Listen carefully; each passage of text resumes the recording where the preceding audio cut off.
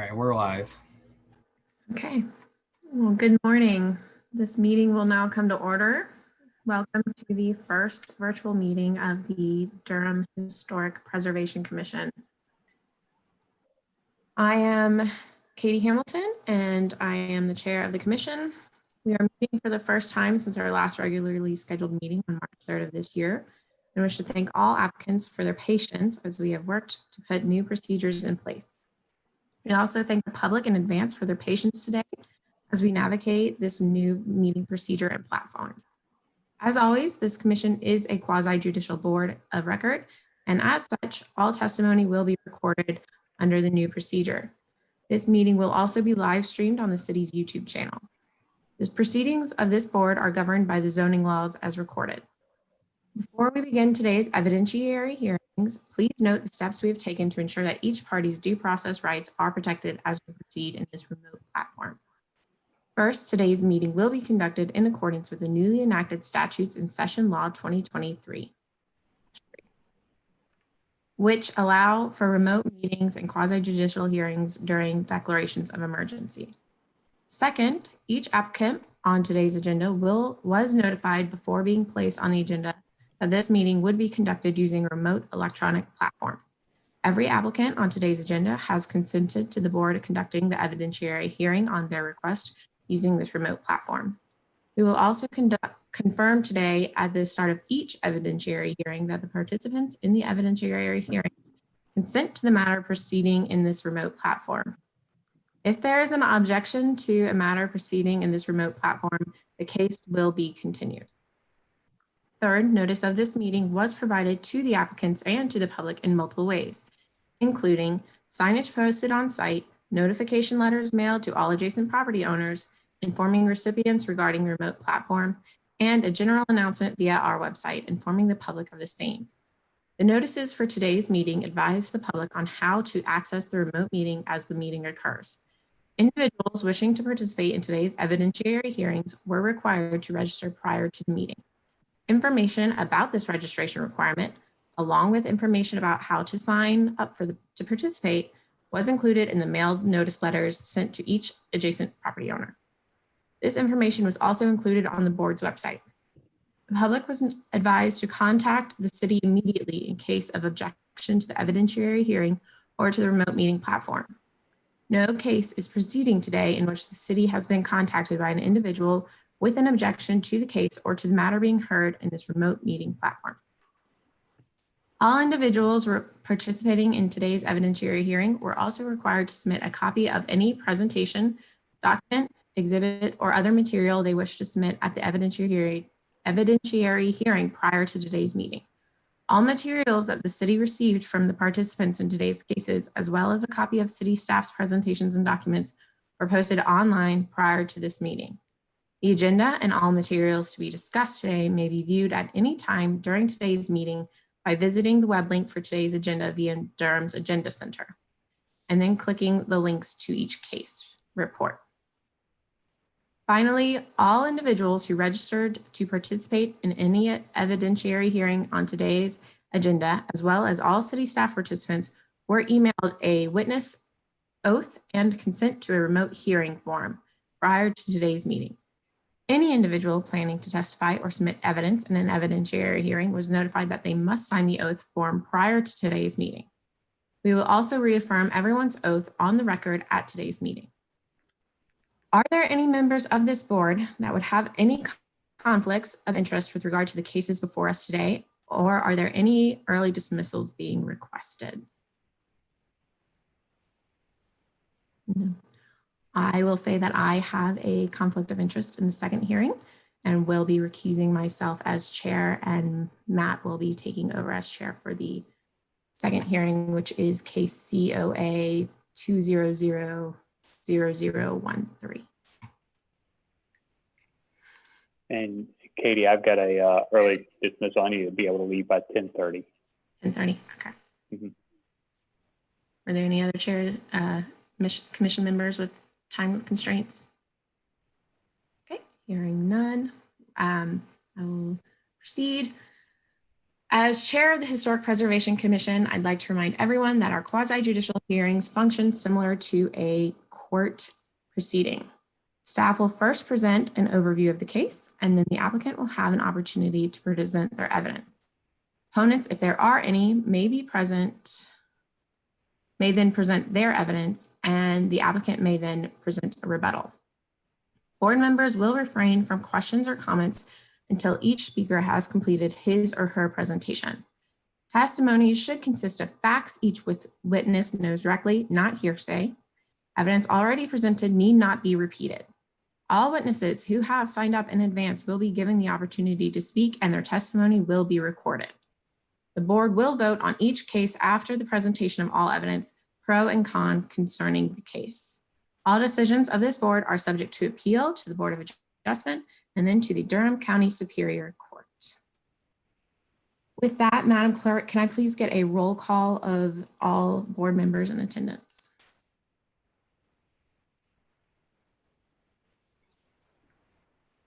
Vice Chair Bouchard, Here.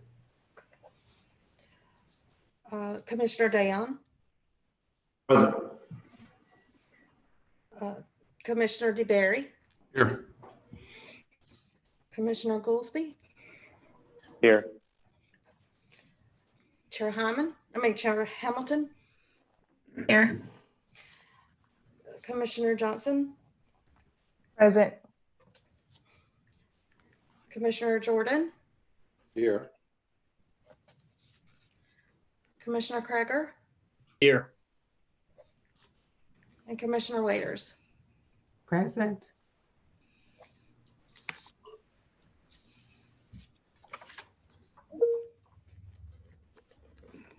Okay, with that, are there any adjustments to the agenda? No, no adjustments. Okay. Can I get a motion to approve the minutes from our March hearing? So moved. So, second. All right, with Commissioner Jordan moving and Commissioner Johnson seconding. Can I get a roll call vote to approve the minutes? Approved. Commissioner Johnson, Yay. Commissioner Waiters, Yes. Commissioner Dayon, Yes. Commissioner Jordan, Yeah. Chair Hamilton, Yes. Vice Chair Bouchard, Yes. Commissioner DeBerry, Yes. Commissioner Goolsby, Yes. Commissioner Kreger. Yes. Motion passes. Thank you. And as a note, we will be doing roll call votes for all votes today due to the online platform. Madam Clerk, can you please swear in the staff for all hearings and proceedings that will occur today? City staff. Do you members of staff swear or affirm that the testimony you're about to give in the public hearing proceedings for today's cases is the truth by your own knowledge, information, or belief? Carla Rosenberg, I do. Grace Smith, I do.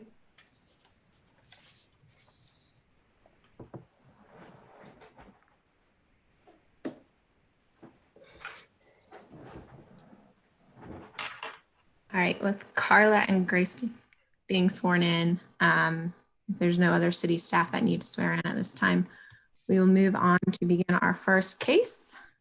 We'll be hearing case COA 2000012 Yancey Street, additions and modifications first.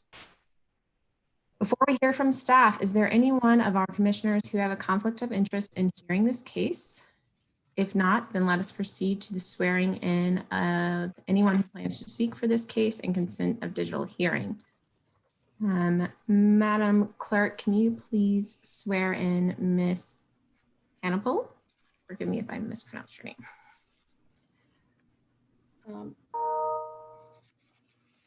Do you swear or affirm that the testimony you're about to give in the public hearing proceedings for today's case is the truth by your own information, knowledge, or belief? I do. Thank you. And I see Commissioner Goolsbee has his hand raised. Matt. That was a while back.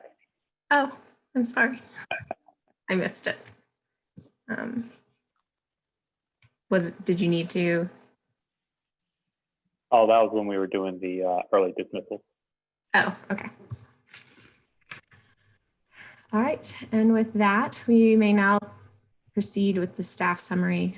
Carla, could you please go over the report? Sure. So this is case COA 200012.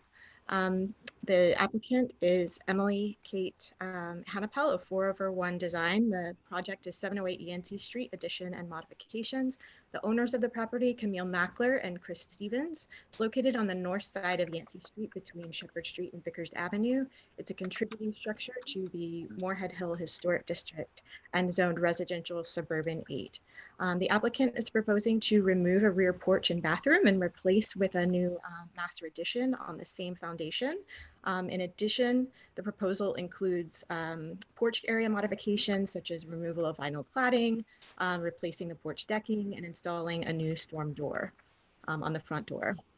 In addition, a front walkway will be replaced. So I'd like to introduce the staff report into the record and invite Ms. Hannapel to now present her case. Thanks y'all for having me. I feel so excited to be a part of the first ever virtual HPC meeting. Madam Chair, sorry, this is Krista Kukro, City Attorney's Office. Before the applicant proceeds, we need her to verbally consent to the remote meeting platform, please. I definitely consent to the virtual meeting platform. Thank you. Thank you. I'll launch into it then. As Carla said, 708 Yancey Street is a contributing structure to the Moorhead Historic District. It's a one-story, early 1900s Queen Anne vernacular cottage. It's currently covered in vinyl siding, though much of the original, especially on the front, much of the original material is intact. The homeowners would like to restore the front porch. Original porch brackets, posts, front door will all be restored. The porch floor is currently plywood that will be removed and tongue and groove floor would be put in. The vinyl would be removed, the vinyl siding would be removed on the front elevation, as well as non-operable, non-original window shutters. The original lap siding underneath the vinyl on the front elevation would be repaired and repainted. Windows on the front that are cracked would also be repaired. The porch roof is asphalt shingles and it's currently failing. And so the owners would like to replace that with a standing seam roof. And that was probably the original material when the house was constructed. The porch ceiling framing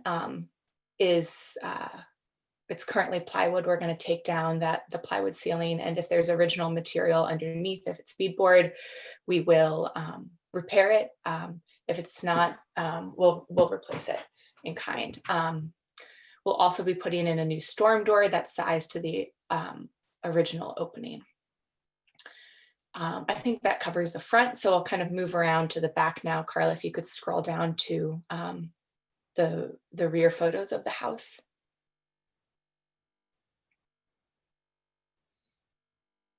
Yeah, that's perfect. You can see from this photo that on the rear, we have this, this rear porch that has a shed roof, and then there's next to it is a bathroom that was probably originally part of the porch that got enclosed. There's really extensive, because of the current roof system, there's really extensive water damage that's happening in that bathroom. We would like to carefully demolish the back porch and that bathroom, and then rebuild an addition on that using the existing foundation that's there. The new addition will be a master closet, master bath hall, bath, and laundry area. So it's a pretty compact footprint that we're using there. That new addition on the existing footprint will have a gable roof, and it will be tucked under that existing main gable to kind of show, to show a visible distinction that it's a new addition. We'll be using hardy plank lap siding, matching the dimension of the original siding. We'll have corner boards, new windows. I've submitted a spec, but the new windows that we're using are the, I believe they're the fiberglass clad SDL windows. We will also be extending by 83 square feet the existing footprint to build a screen porch. And that will be taking up kind of the portion where that existing bathroom is. The screen porch will have a shed roof, and we'll be overbuilding a new hip roof off of the kitchen to try to divert all of the existing water that has been causing all this water damage, because it's currently a hip roof that's kind of tucked under that side gable. I think it's easier to kind of understand that in the drawings I attached. And then you get to see them. Yeah, so that's what the roof forms will be. And you can see kind of that overbuilt hip, because right now it's tucked under that side gable. And the new screen porch, like I said, we'll have a shed roof and will be 12 feet by 12 feet for an additional 83 square footage. I think I've covered kind of the major points of this renovation. I'm happy to answer any questions.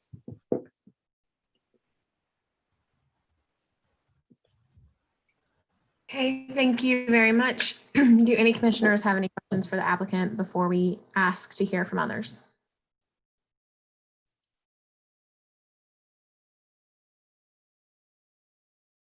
Yes, I do. I wonder if you could clarify a few things for me. First of all, you broke up when you mentioned what brand of the windows they were in the report. I thought it was a Prigem brand. I didn't realize they made a fiberglass product. So could you just repeat what you mentioned the windows are? Yeah, I think you're right, Andy, that we're using the Plygems. That's a spec that the contractor provided, and usually we use the Marvin. So I think I misstated that. So it looks like we are doing the Plygem. Okay, I think that's an aluminum clad product. Okay. I don't think they make a fiberglass. Okay. Clad window. So which one are we using? Carla, could you scroll down to this? Is the spec attached in there? It is. I don't think it mentioned the.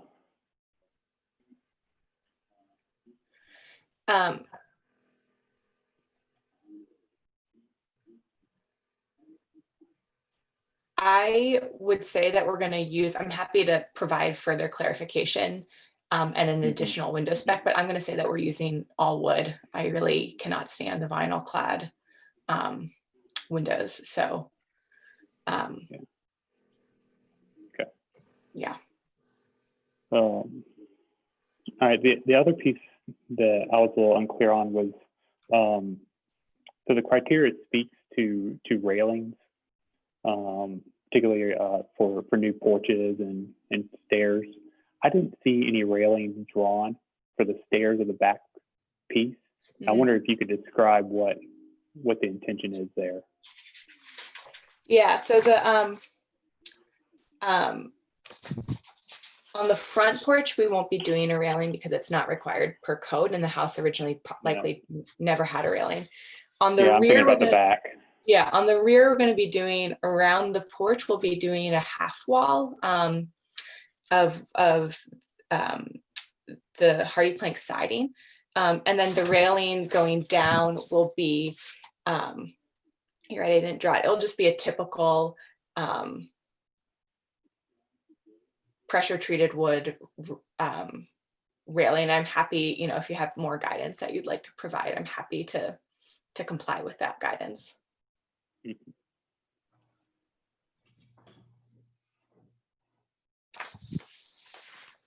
To be honest with you, I don't know what we need in terms of being able to see it before reviewing it, or if we can just go off the description you give of pressure treated lumber railing.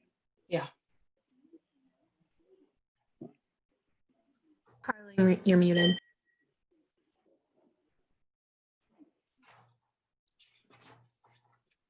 Carla Rosenberg, Planning Department. We can ask for a spec drawing to include with the approved application with the approved COA.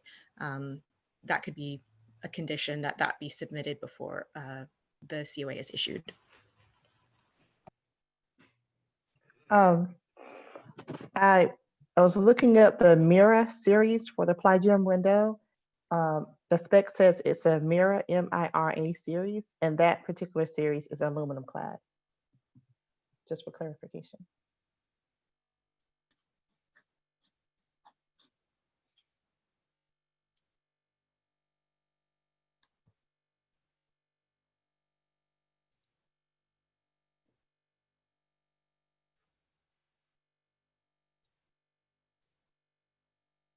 Okay. I guess to the applicant, were you wanting it to be aluminum?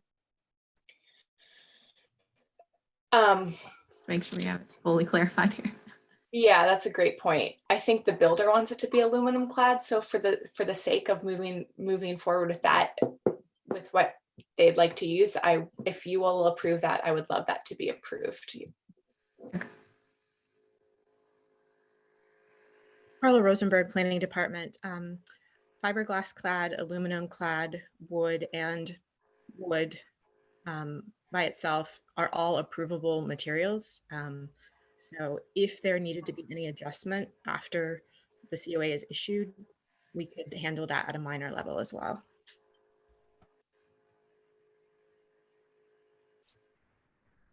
Or as a field adjustment.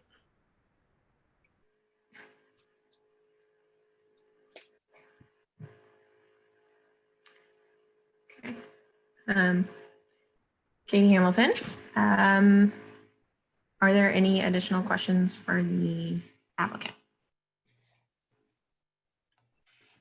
Hearing none. Does anyone else wish to present who would like to speak for or against this case?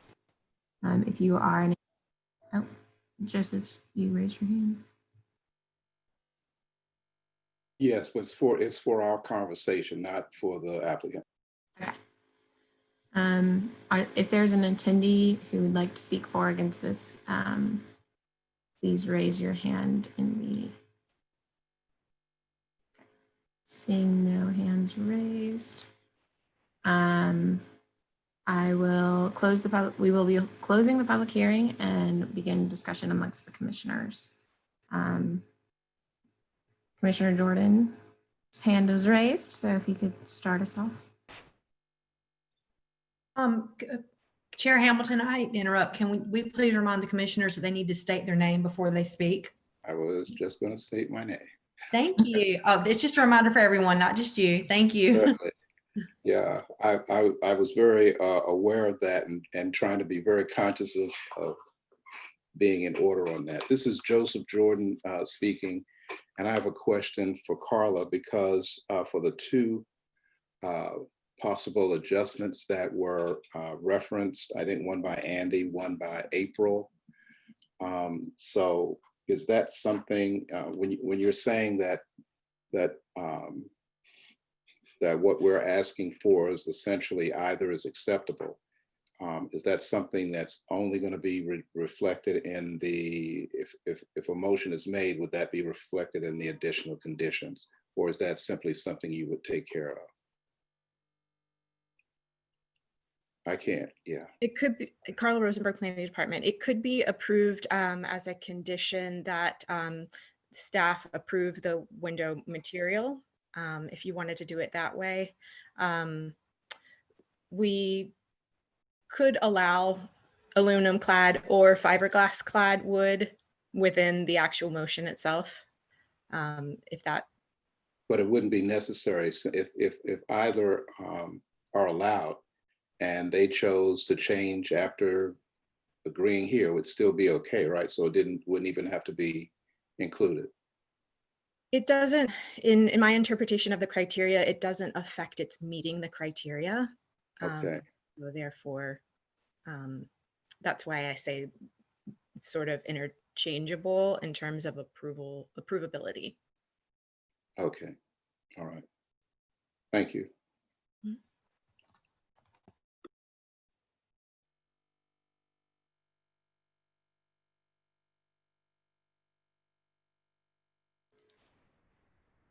Is there any other discussion amongst the commissioners?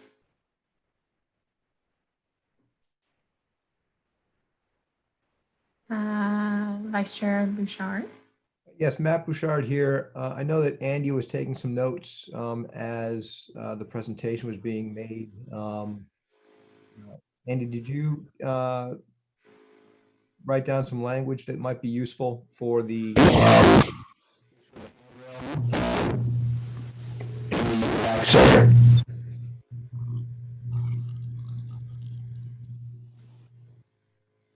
It's Andy Goolsby.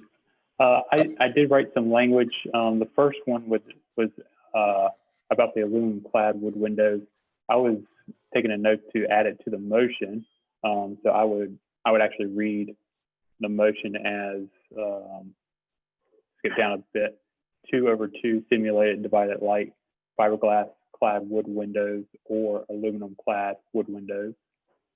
And then the last, I was taking notes to say that the staff would need have another condition, which would be an elevation will be provided to city staff of the stair railing on the rear elevation.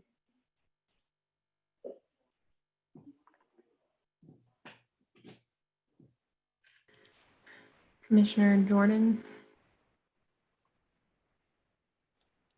Yes, that was the actual question I was asking Matt and Andy. If we even needed to do that, if in fact the applicant has the leave and has the freedom to use either of those materials, whether we approve it or not. So I was just wondering, for the sake of the motion, do we even need to mention that? Or if it's the case that in the first notation about the windows, that it needs to be made a condition. But I just was seeing that the second one was not necessary. So that was really the question. Carla Rosenberg, Planning Department, we do need to specify material. However, because both of those materials would be approvable and the commission has approved either material in the past, it would be fine to include both of them, but we do need to state in the motion what the material will be for enforcement purposes.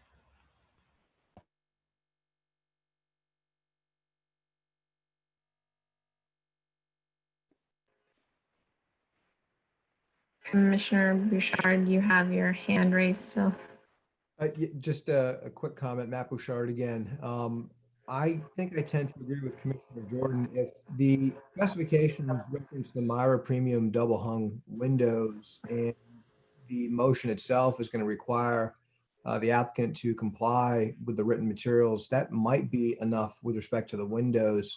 I leave that to others to discuss. It would seem to me that with respect to the railing, particularly since no railing was shown depicted in the rear elevation, that we would want that to be an express condition of the application being approved.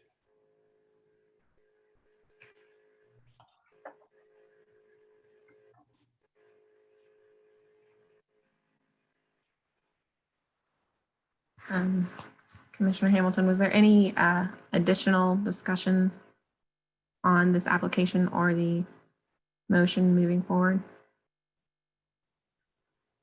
None for me. I'm satisfied.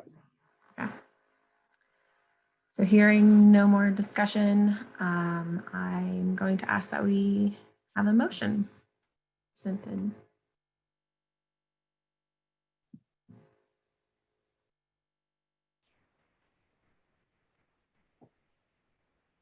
Yeah, so I can read the motion. Just to be clear, we're not making any changes to the windows, but we are going to make a condition for the rear elevation. That what I'm here we're in agreement about. Okay. I'm good with that, yes.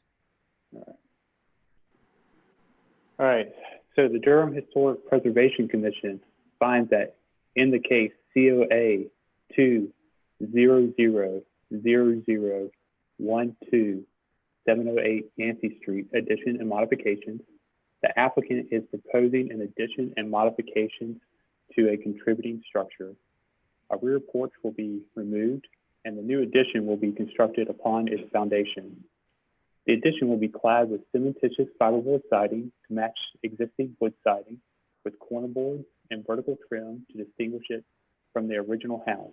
It will feature 2/2 simulated divided light fiberglass clad wood windows and a 2-foot by 4-foot skylight. An existing rear hip roof adjacent to the addition will be reconstructed into a new hip roof. A screen porch will be attached to the rear of the structure with a wood stair down to grade. Vinyl cladding will be removed from the front wall and porch ceiling, and original wood siding repaired and selectively replaced. The plywood porch floor will be replaced with tongue and groove wood decking. The concrete front walkway will be replaced with new flagstones in the same extent and location. Therefore, the conclusion of law is that the proposed addition and alterations are consistent with the historic character and qualities of the historic district and are consistent with the historic properties local review criteria, specifically those listed in the staff report, and the Durham Historic Preservation Commission approves the certificate of appropriateness for case COA 2000012-708 Yancey Street, addition and modifications with the following conditions. 1, the improvements shall be substantially consistent with the plans and testimony presented to the commission at this commission hearing and attached to this COA. 2, the improvements may require additional approvals from other city or county departments or state or local agencies. The applicant is responsible for obtaining all required approvals relating to building construction, site work, and work in the right-of-way. And 3, a compliance inspection shall be performed immediately upon completion of the work approved herein. And 4, an elevation will be provided to city staff of the stair railing on the rear elevation. Is there a second? Second. Hearing the motion in second, I'll ask that the clerk please do a roll call vote. Commissioner Johnson, Aye. Commissioner Waiters, Commissioner Waiters, aye. Commissioner Dayan, Jonathan Dunn, aye. Commissioner Jordan,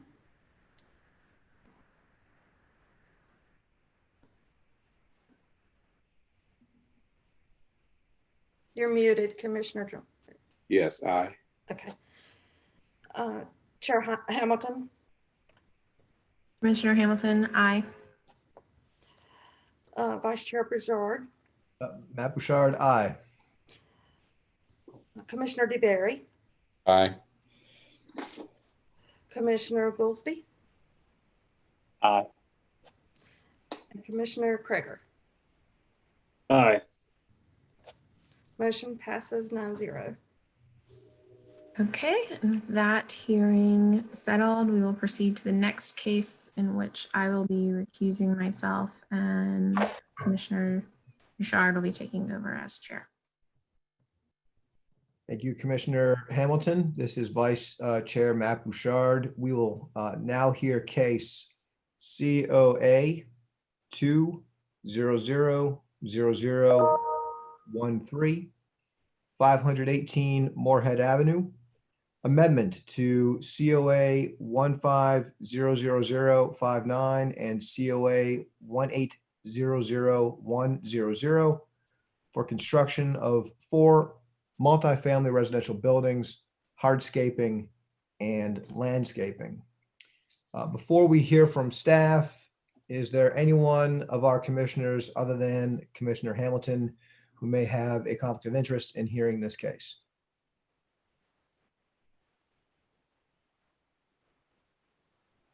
Seeing no hands raised, let us proceed with the swearing in of anyone who plans to speak for this case.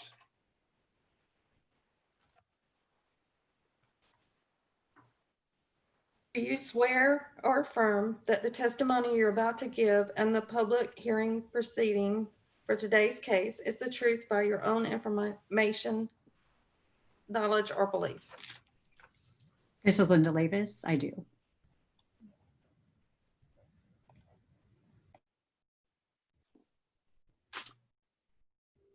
Ms. Lavis, do you consent? I do. I was going to say, I'm sorry, I was distracted by somebody else speaking. Just for the record, Vice Chair Bouchard speaking. Ms. Lavis, do you consent to this hearing being conducted by remote? This is Linda Lavis. Yes, I do. Thank you. Vice Chair Bouchard again, we may now proceed with the staff summary. Carla Rosenberg, Planning Department. If Ms. Hamilton was going to speak, we would need to swear her in as well. yes. And this is Katie Hamilton, and I attest to the oath and to the consent of digital hearings. Wonderful. Commissioner Bouchard again. Carla, may we have the staff summary, please? Yes. All right, so this is case COA 2000013, 518 Moorhead Avenue, new construction and site work amendment. The applicant is Jay Davis, represented by Linda Lavis. The owner is 518 Moorhead LLC. It's located on the north side of Moorhead Avenue and south side of Parker Street between Vickers Avenue and South Duke Street. It's zoned office and institutional, and it's a non-contributing property in the Moorhead Hill Historic District. The applicant is proposing to construct 4 multifamily residential structures with associated landscaping and hardscaping. This project did come before the Historic Preservation Commission in 2015 and was approved. A minor COA was then approved in 2018 to revive that major COA once it expired. And this new COA is submitted due to substantial changes in the materials and architectural features, as well as landscape design as compared to the original approved application. So I'd like to enter the staff report into the record and invite Ms. Lavis and Ms. Hamilton to present the case. Okay. Our nearest neighbor is the Greystone Inn, which is a beautiful historic structure. And we've taken several design cues from that structure because it is our closest neighbor and it's such a beautiful building. There are elements that we wanted to reflect in our design. The massing of the project itself is similar in quality to that of the Greystone Inn. And that is actually an original feature of the previous application that we have. It's fair, our design is fairly similar as far as the massing is concerned. We're 3 stories at the street right on Moorhead Avenue. And the site slopes to the middle and rear of the site, where the structures at the rear and the larger structure at the back of the site that cannot be seen from the street is 4 stories. So we're 3 stories at the street and 4 stories at the rear. Some of the elements that we have picked up on cues from the Greystone Inn are the roof pitch. The Greystone Inn has a similar roof pitch to what we are showing. It has hip roofs. It's got a varied roof line with a lot of ups and downs. And we have decided to mimic that feature. We've also raised the roof line in some instances where you can see the roof line kind of comes across and then it hops up at certain projected bays. We've just tried to create a lot of interest in the roof line because the roof line of the Greystone Inn has a lot going on, and we wanted to bring that feature into this project as well. Another one of the elements that we've decided to emulate is the windows. The windows are very simple, 1/1, with no muntins or dividers, and the lights, we've kept that feature as well. And some of the materials, the Greystone Inn has a large sort of rough-faced stone at the base and brick above. We're using something similar where we're having a cleft-faced stone at the base of the building and then brick above. The Greystone Inn also has several large chimneys, which are very prominent.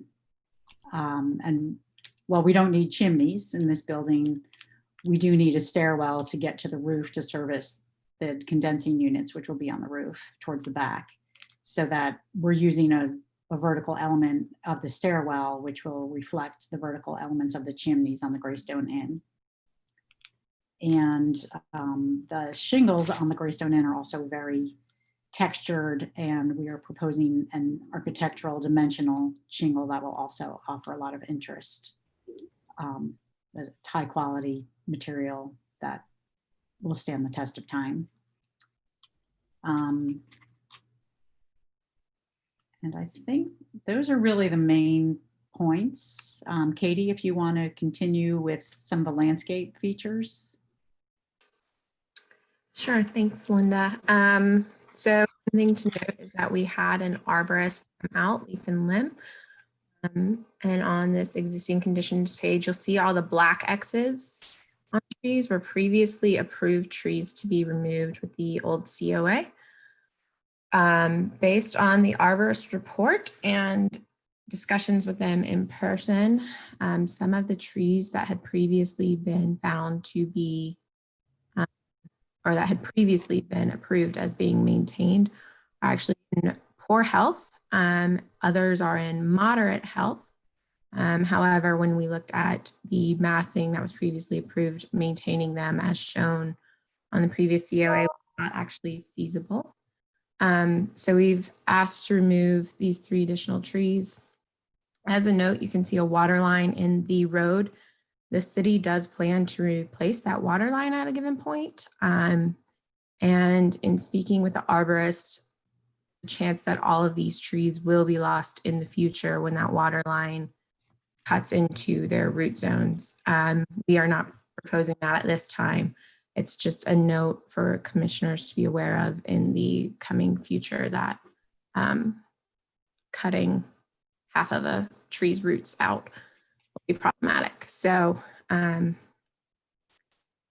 beyond that, we're actually changing the material in the parking lot. Previously, I believe it was approved as asphalt. We will be using pavers and doing a permeable paving system,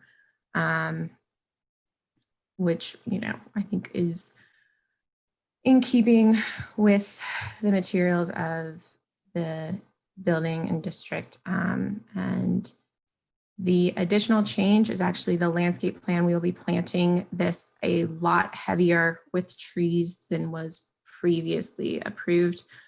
Obviously we're on the edge of the district since we're on the 147 ramp, but we've added a significant increase in trees to really help break down the scale of that building in the back that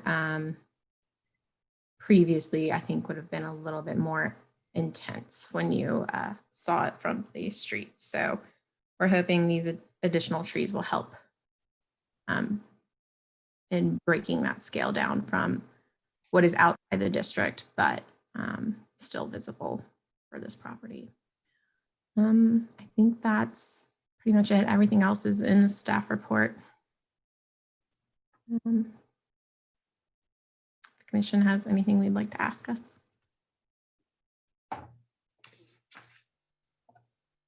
Vice Chair Bouchard, again, thank you to both Ms. Lavis and to Ms. Hamilton for that presentation.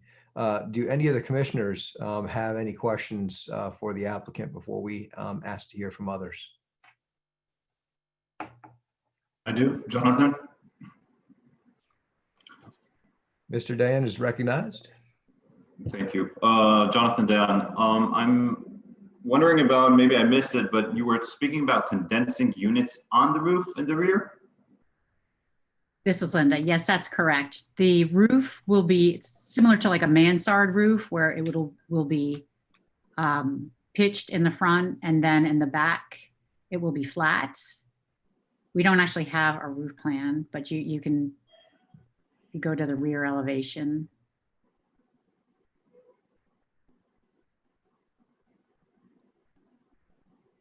So right there, you can see how it's, this would be easier to see in 3 dimensions, but the back part of that roof will be flat and will hold the condensing unit so that they don't clutter up the ground. They'll be out of view and out of sight. How will they be concealed? They'll be so far back. They'll be like in the center, like above the corridors, that from the ground, they won't be visible.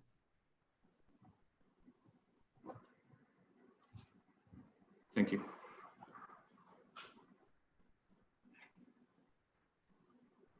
This is Vice Chair Bouchard again. Do any other commissioners have questions for either Ms. Lavis or Ms. Hamilton?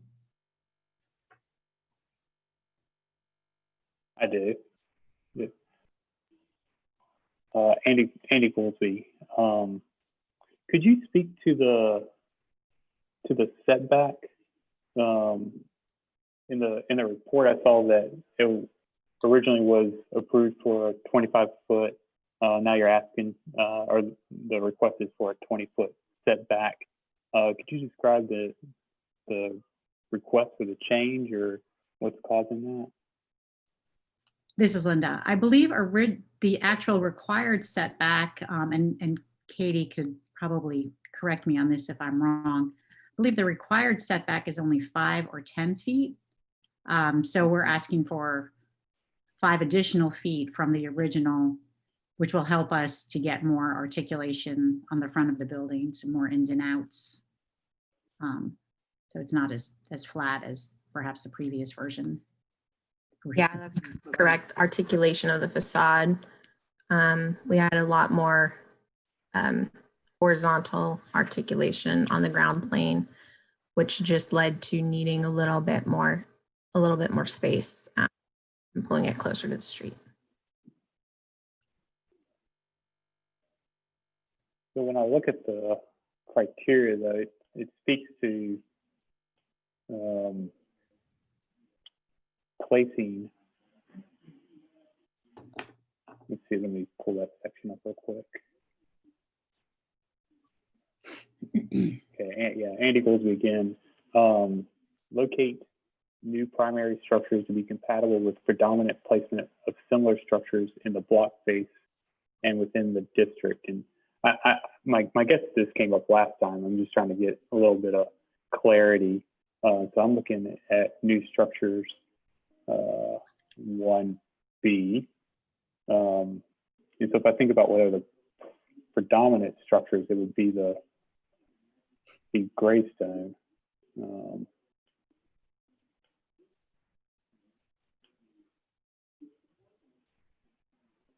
So did this come up last time in terms of the placement of the building in comparison to the adjacent property?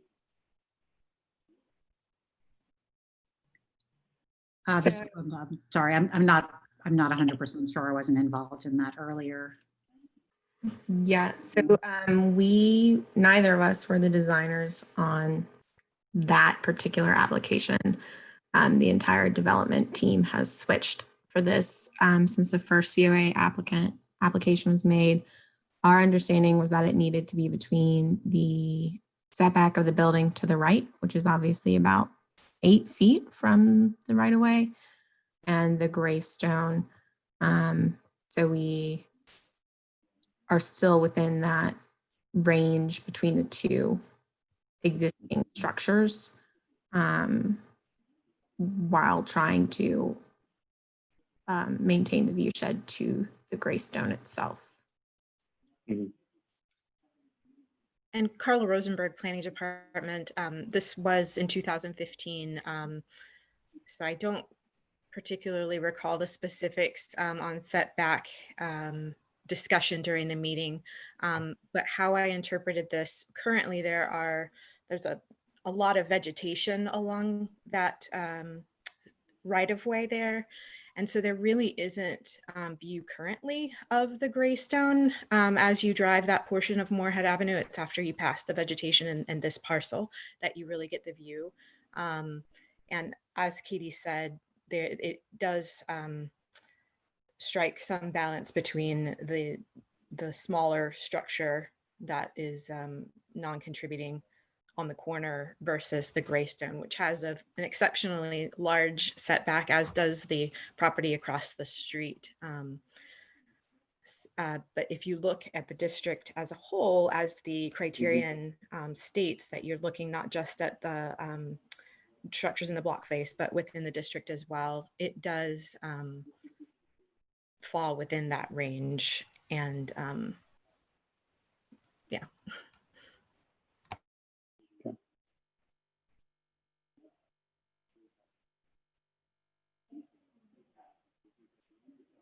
Also, Andy Goolsby again, I did have some questions about some of the materials, particularly the use of metal trim. I don't know if it's Tamlin or a fry trim, but how are you using that on the building? Sorry, this is Linda. Would you mind scrolling down to the elevations?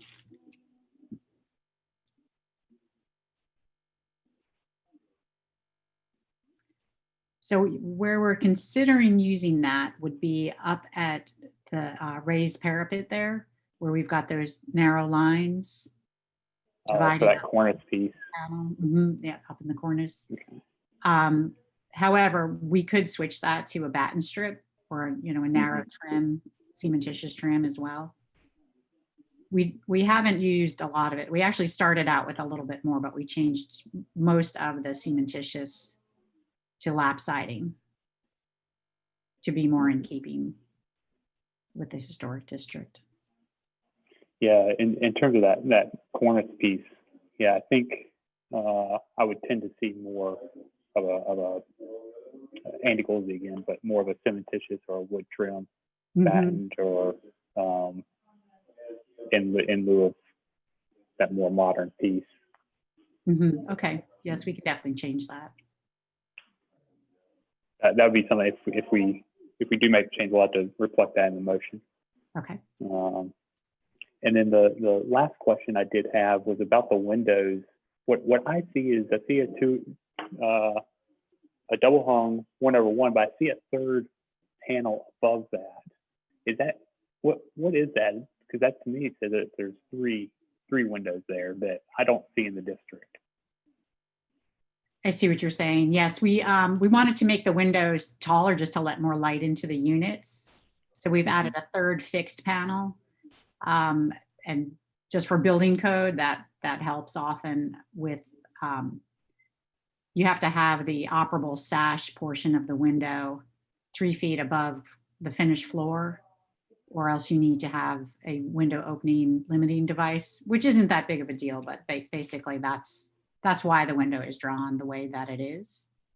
But that is also something that could be altered. We could, instead of having it at the base of the window, we could have a transom up above, or we could just use larger windows as well, taller windows, to achieve both sticking with precedents in the historic district and the desire to bring more light into the units. So if that's preferable, I guess is what I'm saying, that we could switch that up to a taller double hung window and eliminate the third panel.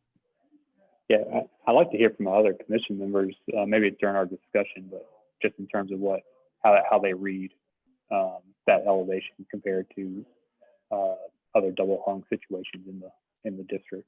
Mm-hmm. And I didn't mention it earlier, but we are proposing a Sierra Pacific H3 window, which is an aluminum clad wood window. So it's aluminum clad on the exterior and wood on the interior.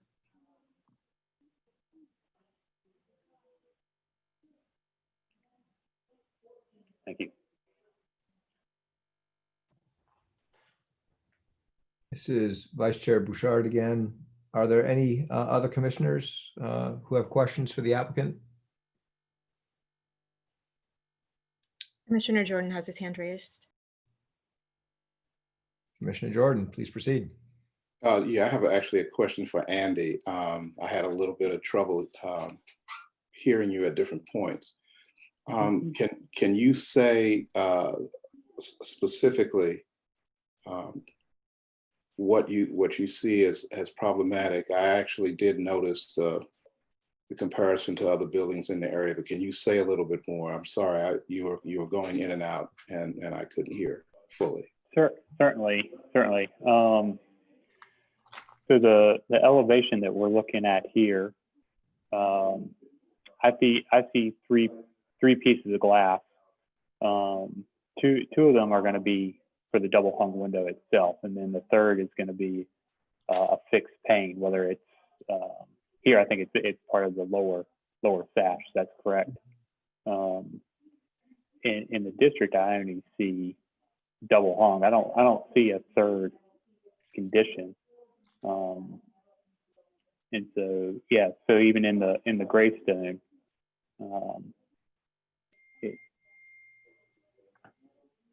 to my eye, and there may be portions of it where I can't see. I just see larger double hung, or maybe they're single hung windows. But the division of that full glass piece is only in two, not thirds. So when I look at and then in the criteria,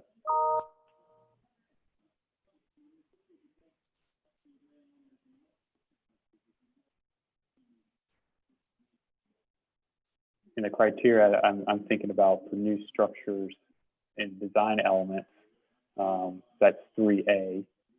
That design new structures to provide a rhythm and order of doors and windows along the street facing, compatible with contributing structures in the block face and within the district.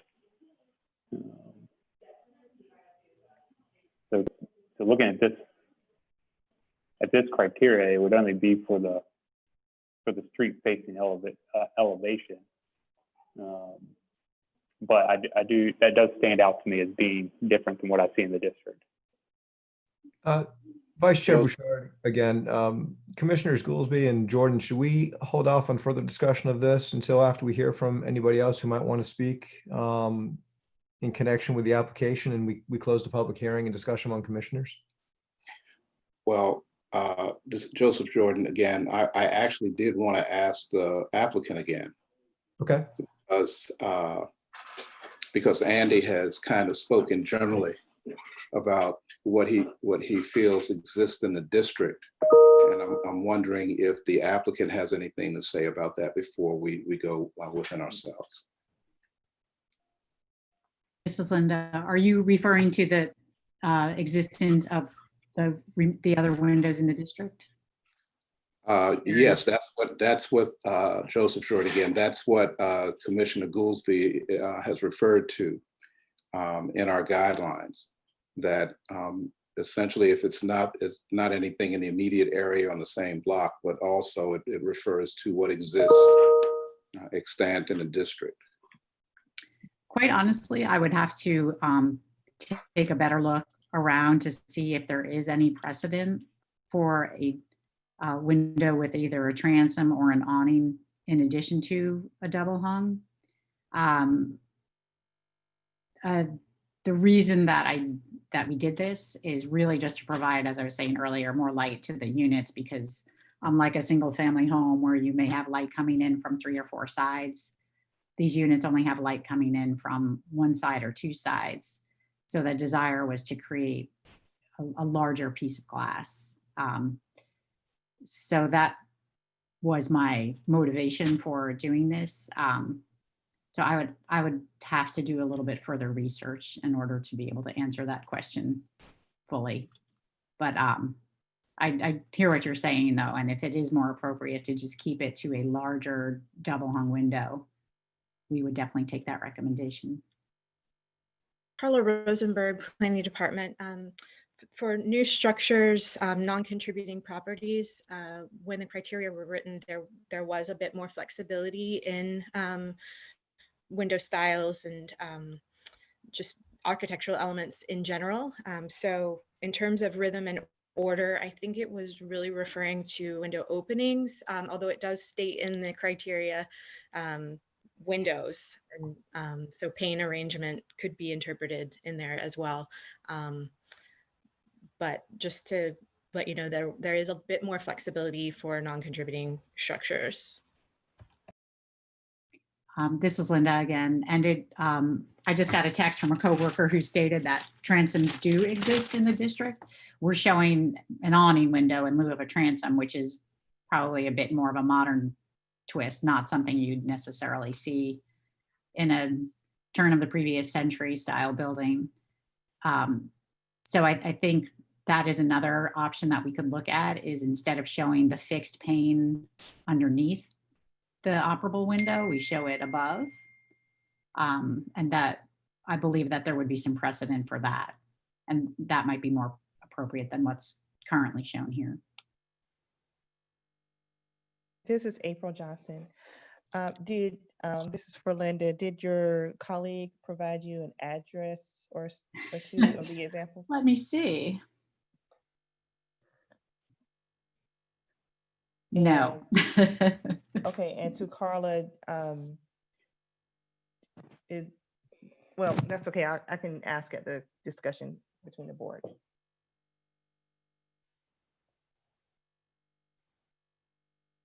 Vice Chair Bouchard, I can see that this is going to be a topic that we'll want to discuss once we close the public portion of the hearing.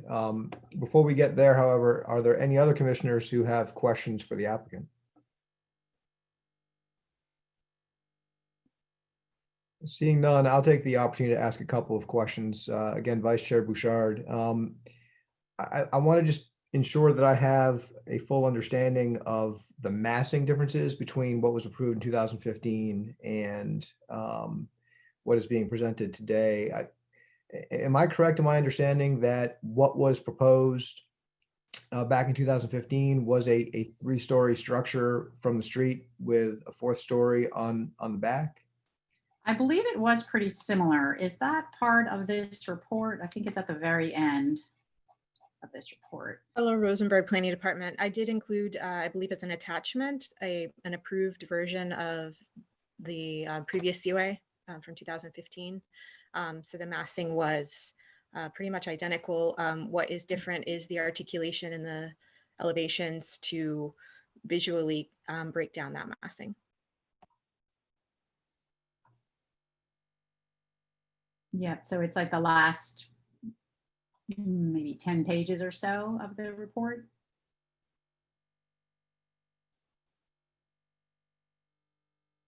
And you can see that it's 3 buildings along the street face and 1 building at the rear. Very similar to what we have proposed. Vice Chair Bouchard, again, that's what I had gathered from the materials. Is there any way of quantifying the increase in mass from 2015? I'm just trying to get a sense for how great of a deviation this might be from what was already approved. Let's see, trying to see if there's any specific dimensions on here.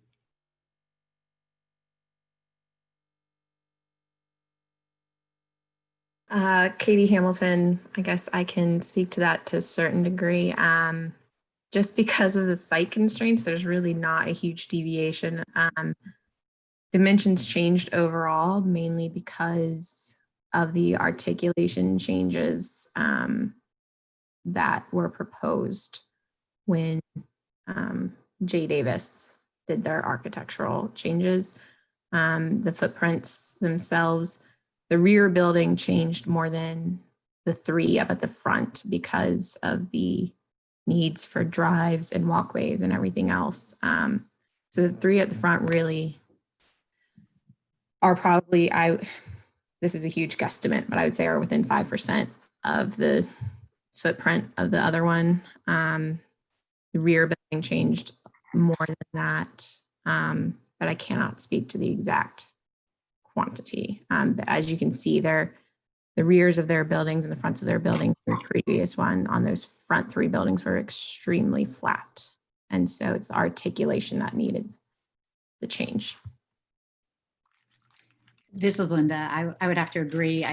There's so many constraints from left to right as far as setbacks, setback from the drive aisle, which is in the same location, and then distance between buildings, that really the footprints are so close in overall dimensions, other than, as Katie pointed out, the flatness versus the more articulated facade that we're proposing.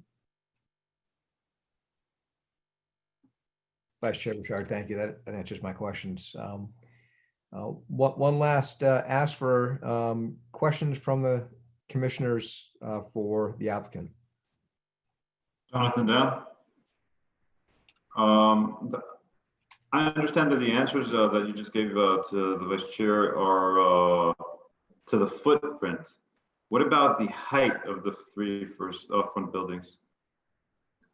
I think we can actually check that. So we have dimensions on our elevations. So if we go to sheet.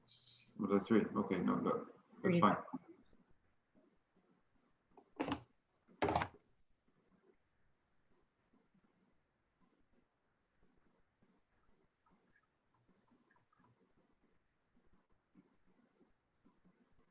I don't have those called out, but I can do some quick math for you. We're essentially 11 feet floor to floor, and we're about 2 feet above grade. Maybe a little more.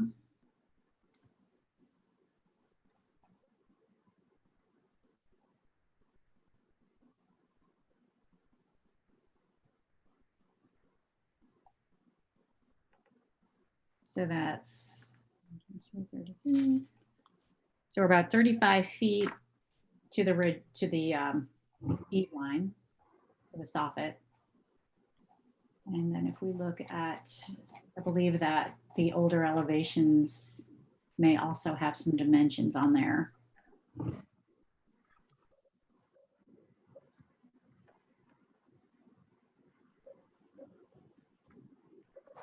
So they are 32 foot 8 to the eave line. Well, but they're also showing level 1 at 0, 0. So really it's about the same. It looks like they're, they've got 3 floors. They're using approximately the same floor to floor height that we are. Thank you. So I would say they're within a foot or two of each other to the eave line. Thanks.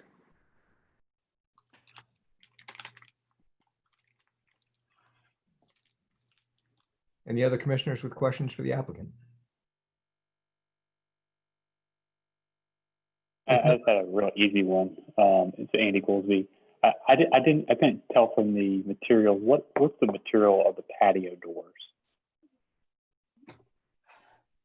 I believe we're calling for Sierra Pacific in that same family. Okay. Yeah, that's what I couldn't quite tell.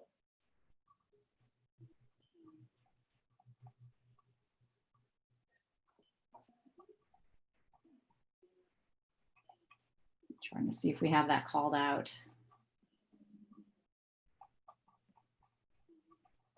I know we have the front door called out. Mhm.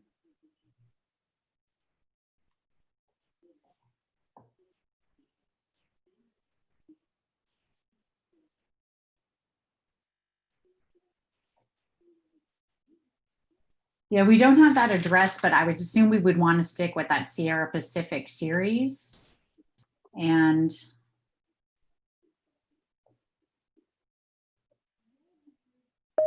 I'm assuming that would also be an aluminum clad. It wouldn't be wood. Yeah, so if it's in the same family as the Sierra Pacific, it's in aluminum clad. That wood interior. Wood interior, yes. Mhm.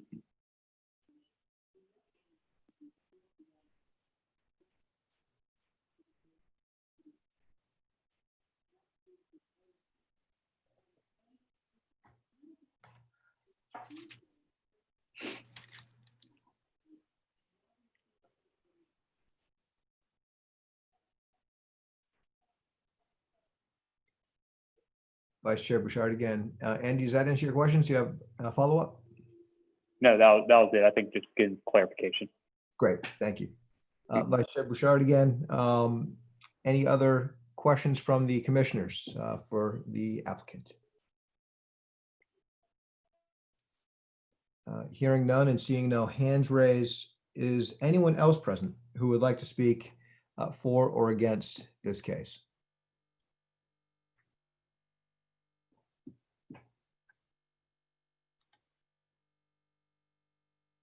Seeing no hands raised from the attendees, we will close the public hearing and discuss amongst the commissioners.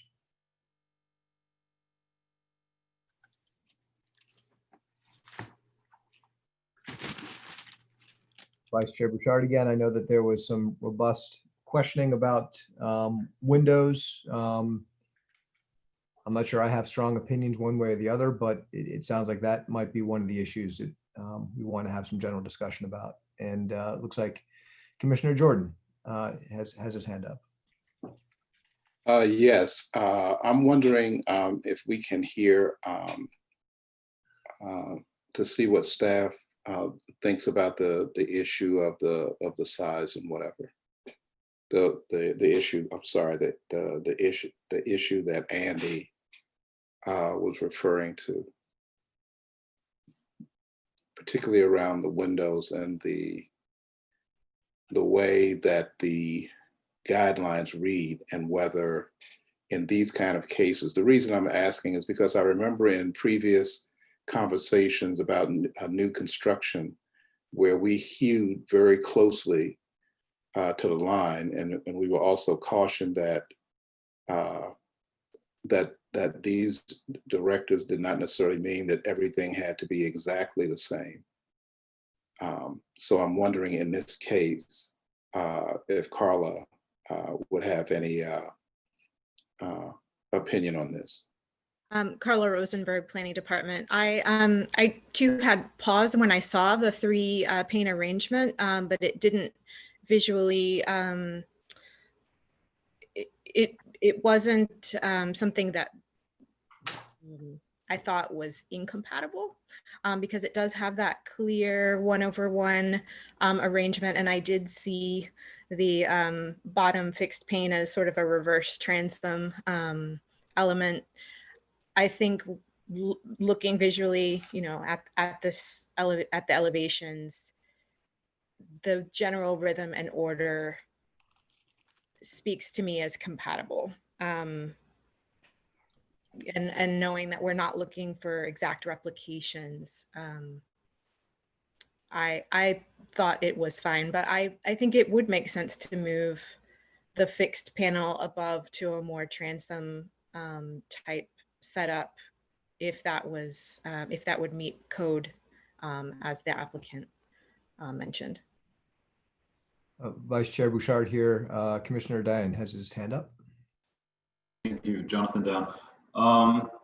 So for the transom moving up, I agree. It makes much more sense and well, compatible with the neighborhood, in my opinion. This is to staff. Carla, do do you know of a triple or a double window that has a broken up transom and it's not one piece above? So having the transom, you understand the question? No. So that right now, let's say that those transoms are really on the top and not on the bottom, but they would be broken apart in a triple window or a double window.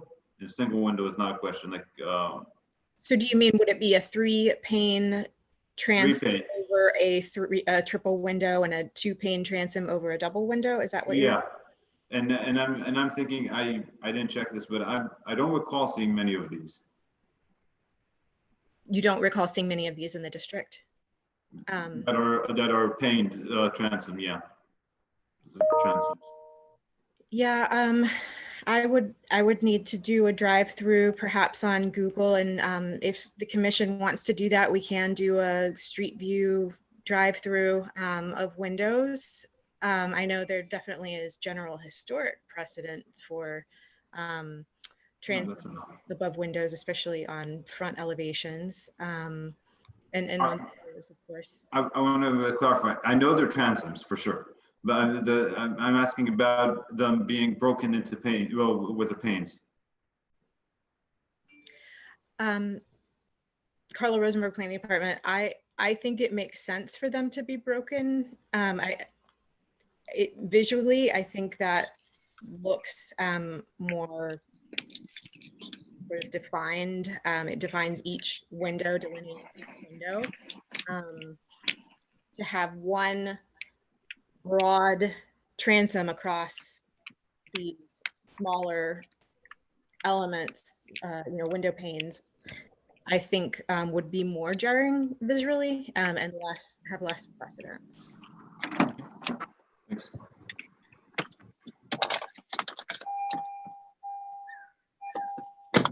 Commissioner Johnson has her hand raised. This is Vice Chair Bouchard. Go ahead, April.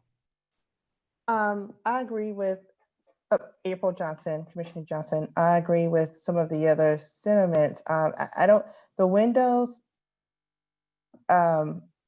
feel aesthetically off, but I don't think that it's completely incompatible.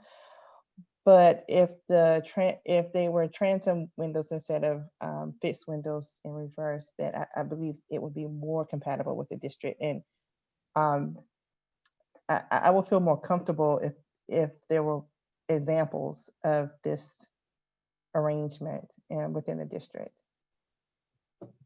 It seems a little bit off, but I understand it's new construction and it's in a non-contributing on a non-contributing parcel. So there is more leniency, but I just wanted to be able to bring this to light. Thank you, Commissioner Johnson. Commissioner DeBerry has his hand raised. I think as long as the transom is subordinate to the window, so if you moved it to the top and made it about half the size up and down as the window panes below it, I don't think you need articulation between the panes. I've seen transoms that are a single pane.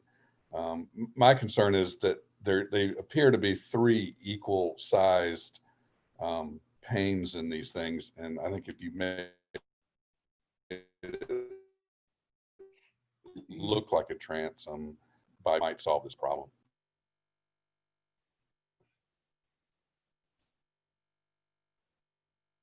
At first, Commissioner Johnson, at first glance, they look equal, but when you look closely, you can tell that the fixed windows are a bit smaller than the others. But I don't know if they actually provide measurements. I don't think I remember seeing that. So maybe if you just move that to the top, so it looks a little more like a traditional transom over a double hung window or door. To me, that issue. Commissioner Johnson, I agree. And I would just think it'd fit better if it was a transom instead. Vice Chair Bouchard again. If I understood Ms. Lavis correctly, it sounds like the applicant is willing to make this adjustment, and it sounds like from the opinions expressed by the commissioners on this subject, that that's sort of what we would like to see changed.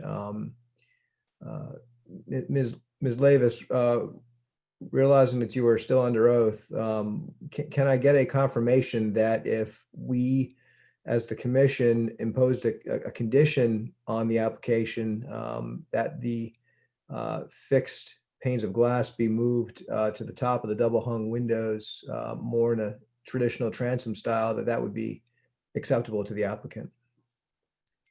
This is Linda. Yes, we will do that. Carla Rosenberg, Planning Department.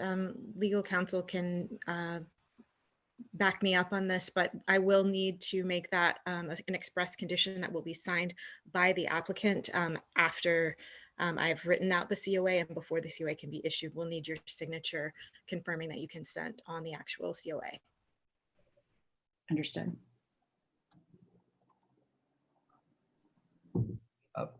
Vice Chair Bouchard again, is there a commissioner who is working on or willing to work on some language of such a condition if and when we entertain a motion on this application?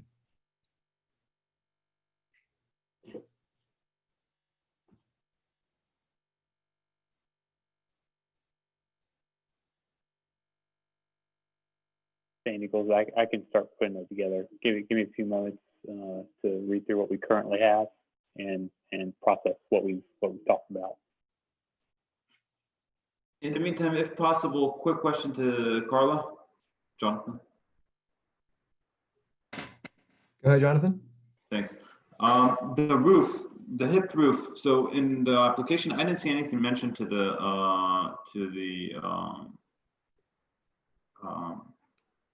lovable, the flat roof. Did I miss it? Which roof are you referring to? This roof here? So this is the front part is the hipped, and the back was flat with the condensation units on it.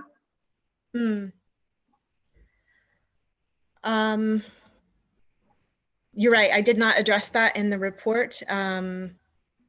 It is not street facing. If that is a concern, maybe there could be some discussion about how that would work, or ways that could be addressed. I think, let's see.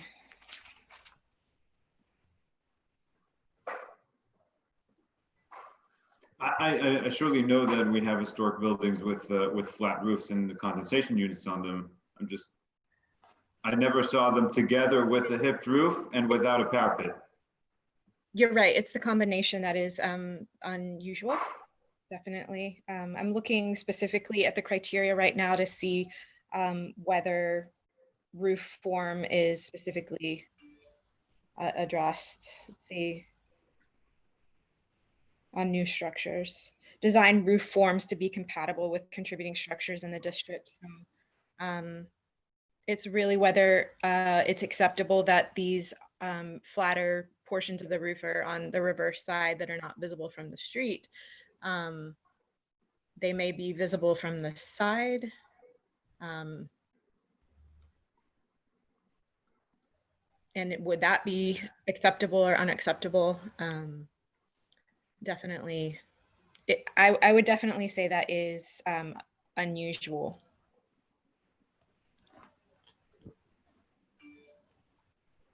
This is Linda. I don't think you'd be able to see it from the side. It would only be from the rear of all of the buildings that you would see the flat portion. Is there a parapet wall planned? This is Linda. We don't have that fully worked out, honestly, but we could put a parapet wall there, especially if that helps to shield the view. Carla, do we have flat roofs that don't have parapets in the historic buildings? Not that I can recall. I mean, most of our flat roofs are downtown. in the residential districts, our flat roofs would mainly be non-contributing structures. There are probably They were metal seam, but on the wall, sorry. no, I was just saying that there likely downtown, there are some contributing buildings with flat roofs without parapets, but in this district, I would doubt it. I'm happy to do a drive around on Google Street if you like.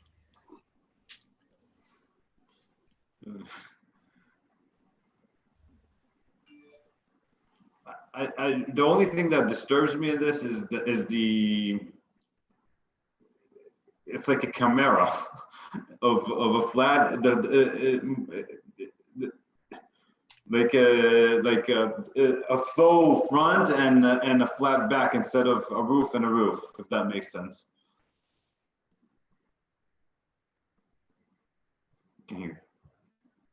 You could ask the applicant, if there's any way to avoid that, if there are other design, for that design consideration, if there are other alternatives for designing it that were more authentic. Vice Chair Bouchard here. Ms. Lavis, before you answer, I did notice that Ms. Smith has her hand raised and wanted to recognize. Thank you, Vice Chair. I'm not sure, I'm not an engineer, and so I can't obviously design this on the fly. Not able to do that. However, the UDO does have a requirement for equipment on rooftops.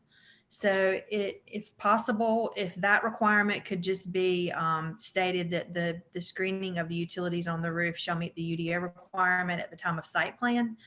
I don't know how Ms. Hamilton and Ms. Lavis feel about that, but if that would work, I'm just not sure if that would suffice and make everyone feel a little more comfortable in this situation. I'm sorry, this is Linda. Would you repeat that as far as screening as in the parapet, providing a parapet? Right. There's different ways to provide the screening. The screening just states that you will cover or screen the equipment.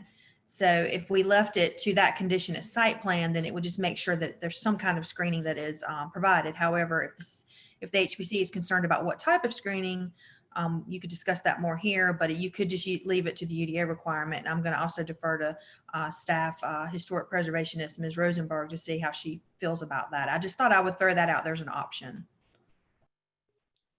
This is Linda. I think that makes a lot of sense because I think as we further develop the elevations, we'll be able to see what's visible from that center point of the building and how tall, if we put in a parapet, how tall that needs to be in order to screen.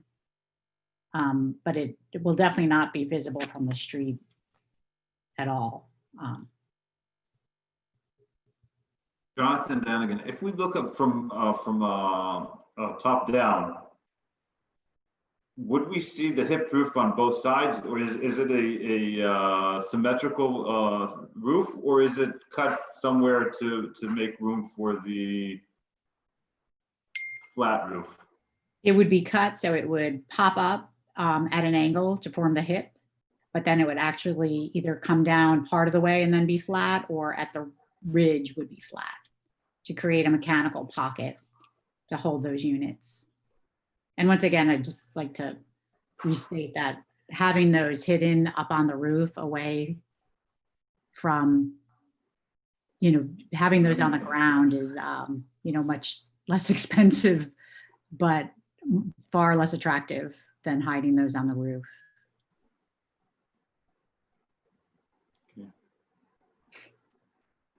I do understand the concern about keeping those hidden from view, and the side roofs are full, correct?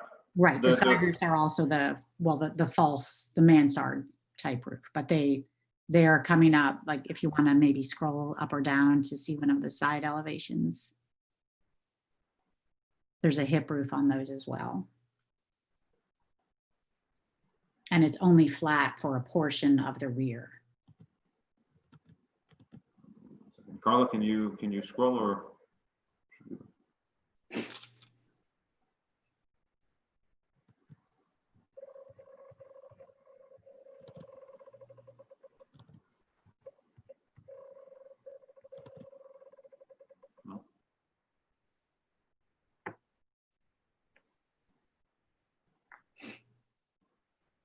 I think we lost Carla. Yeah, I can't see her. Mm.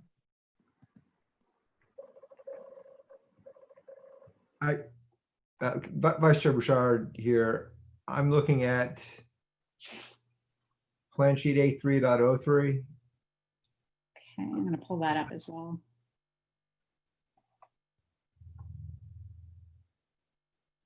Yes, so those are the side elevations of the rear building.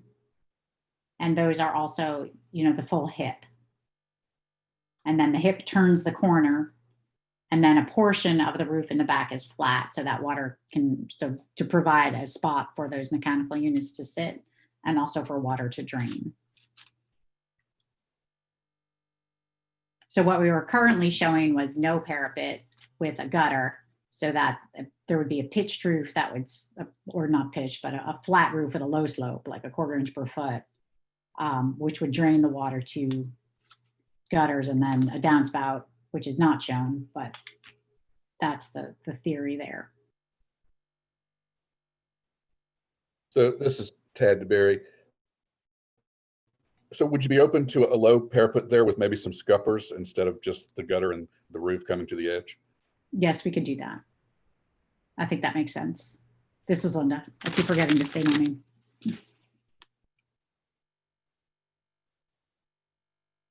This is Tad again. That would solve it for me. Mm-hmm.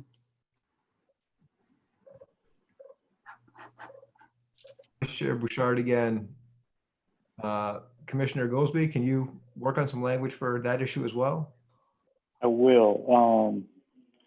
Just to bring up the other point that I had discussed, this Commissioner Goldsby had discussed, Ms. Levis, is the use of battens on the raised cornice, depicted in this elevation here, actually. So the elevation towards the roof, there's a cementitious panel at the raised cornice. They're using an aluminum trim piece that's actually a negative in lieu of, say, a batten, which would be a positive, be with an outward expression of trim. That is a modern material in terms of how you would do a trim piece. I would like to hear the commission's thoughts about if they think that should be a batten piece, so more like a exterior trim, or if it would be acceptable to the other commissioners about using a modern detail. The piece is actually depicted, if we can scroll to the material sheet where they showed the doors and windows.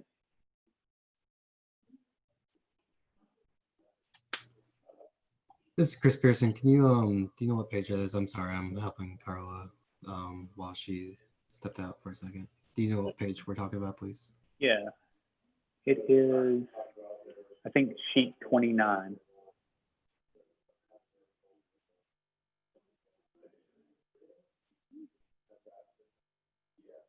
Correct. So here in the upper left-hand corner is aluminum trim detail. That's the piece that would be used at the corner, unless we were to discuss doing otherwise. This is Tad DeBerry. Yeah, that detail looks very sort of office institutional. I would prefer to do a batten. This is Commissioner Johnson. I concur with Commissioner Berry. I think material's a little too modern, but I would love to be interested. I would be interested in hearing what other commissioners have to say, seeing that this is new construction in a non-contributing parcel. Jonathan down. I think we have that in the West Village apartments, if I'm not mistaken. Can't hear you. April, you're on mute. Andy Goldsby. Jonathan, I think you're right. I think you're right on the new residential buildings of that development. That's, yeah, those details would be used there. That's a good point.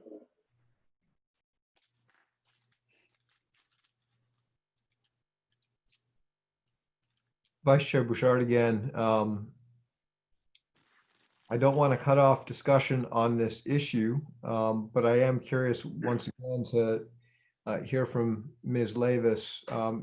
If my recollection of the presentation, the questioning earlier, if I'm remembering it correctly, I believe Ms. Lavis was willing to accommodate this particular change. And I think before we continue the discussion, I wouldn't mind bringing Ms. Lavis back again, realizing that you are still under oath, and confirm whether or not the change that Commissioner Goolsbee is suggesting and that Commissioners Johnson and DeBerry think might be desirable can be made or should be made.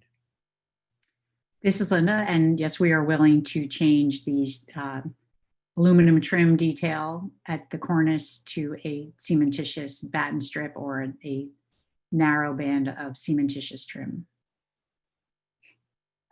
Jonathan, I would, I think it's right to tell Lavis that if you don't want to do that and there is precedence, you don't have to. It's not a must that we're imposing on you.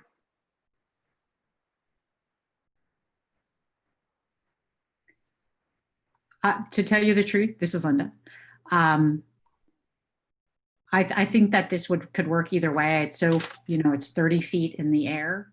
We need the cementitious panels, as you know, are only 4x8 sheets. So at some point it needs to have something that covers where the edges touch each other. And we'd like to do it in smaller increments, like 2 or 3 feet. So I'm fine with either one. I think either the aluminum trim detail or the batten strip will provide the rhythm that we're really looking for, which is really the main message to get across in this piece of elevation. So I'm open to either one. And if you think it's preferable for the historic district to have the batten, I'm more than willing to select that option. Vice Chair Bouchard again, there are several commissioners who we have not heard from on this particular issue. Does anybody else have observations about it?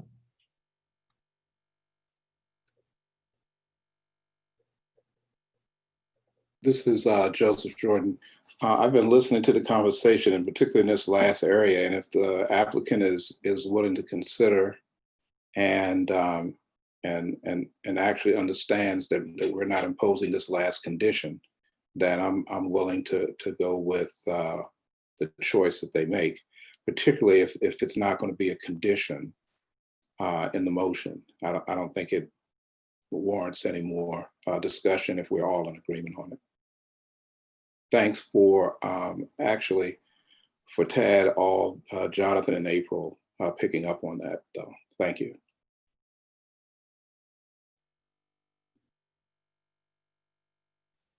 Meaning that I missed it. Well, I want to say thank you to the applicant for being open because, I would like to see a little bit less of this particular material within historic districts. And if an applicant is open to using something more preferable, then maybe others coming along would do the same. So thank you for being open. This is Linda. You're welcome. We have a hand raised from Ms. Smith.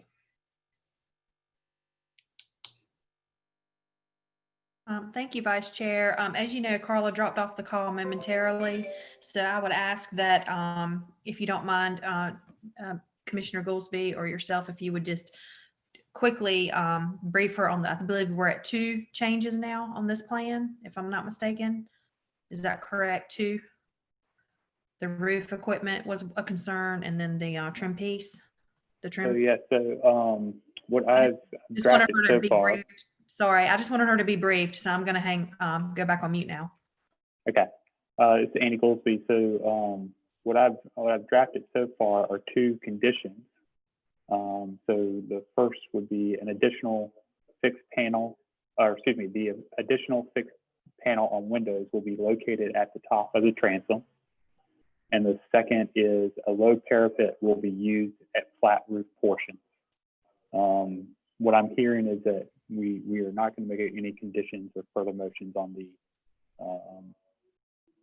use of battens,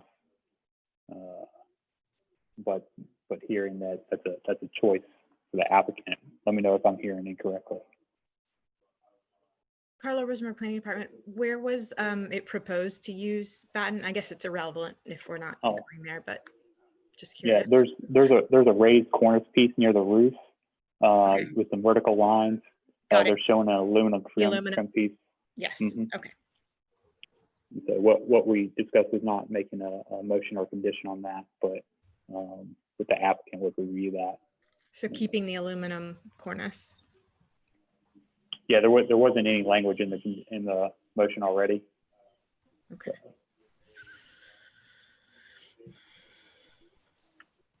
Okay. There any adjustments anyone would advise to for the two conditions I have talked about? Carla Rosenberg, Planning Department, could we specify a height on the low parapet? What would be sufficient to screen the equipment?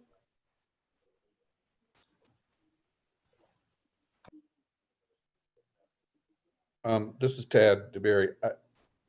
My sense is that the parapet's not going to really screen the equipment. It's more of a detail to the building. The units are going to be far enough back that even without a parapet, we're not going to see them. Is that correct? This is Linda. Yes, that's correct. Miss Andy Goolsby, that's my take too. All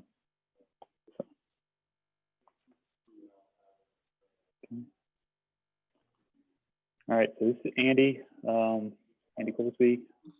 Not hearing anything else, I'm going to move forward with a motion. Let's hold on for just 1 second, Commissioner. Yeah, sure thing. Vice Chair Bouchard here. It sounds to me like the discussion amongst the commissioners has concluded. Is that correct? Anyone else? And with that being the case, is there a staff recommendation?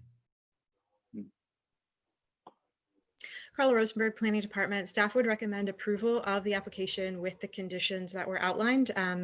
The low parapet, you may want to specify an actual measurement, just because this has been a topic of concern. What is low? What does that mean? And then with the use of the transom above the window rather than below.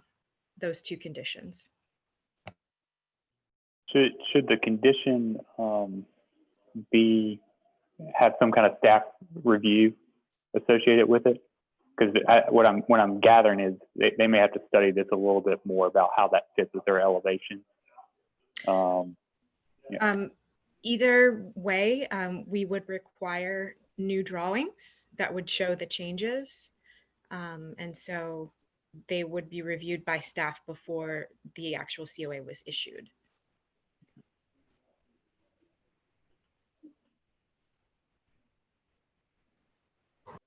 Thank you, Ms. Rosenberg. And with that, do we have a motion on this case? Yes, Commissioner Goolsby. All right. The Durham Historic Preservation Commission finds that in the case COA 2000013 518 Moorhead Avenue, new construction and site work, amendment to COA 1500059 and COA 1800100. The applicant is proposing a new multifamily structure and associated landscaping and hardscaping on a currently vacant parcel. Three-story buildings will face Moorhead Avenue, a setback of 20 feet from the street, and a four-story building will be located at the rear of the lot. The buildings will be constructed with a cleft rock masonry unit at foundation and first floor level, a brick veneer and shiplap wood siding at upper levels, smooth finished stone veneer for vertical elements resembling chimneys, cementitious panels for raised cornices, and architectural asphalt shingles for roofing. Balconies will be lined with cementitious lap siding and aluminum guardrails. Windows will consist mainly of double hung 1/1 with additional fixed panel, aluminum clad wood units across the elevations, and fully glazed double doors leading to balconies. Ground level entrance doors will consist of aluminum clad wood glazed doors to match the color of balcony doors. A parking lot of permeable pavers will be located behind the street facing buildings at a depth of at least 10 feet below street level. Access via 2 asphalt drives measuring 25 feet in width. Concrete walkways will lead from the street to primary facing entrances as well as along the drives and parking areas. 4 mature and 2 young oaks will be preserved along the street and all other trees removed to be replaced via a full landscaping plan. Therefore, the conclusion of law is that the proposed additions and alterations are consistent with the historic character and qualities of the historic district and are consistent with the historic properties local review criteria, specifically those listed in the staff report, and the Durham Historic Preservation Commission approved the certificate of appropriateness for case COA 2000013-518 Moorhead Avenue, new construction and site work, with the following conditions. 1, the improvements shall be substantially consistent with the plans and testimony presented to the commission at this commission hearing and attached to this COA. The improvements may require additional approvals from other city or county departments or state or local agencies. The applicant is responsible for obtaining all required approvals relating to building construction, site work, and work in the right-of-way. 3, a compliance inspection shall be performed immediately upon completion of the work approved herein. 4, the additional fixed panel on windows will be located at the top as a transom.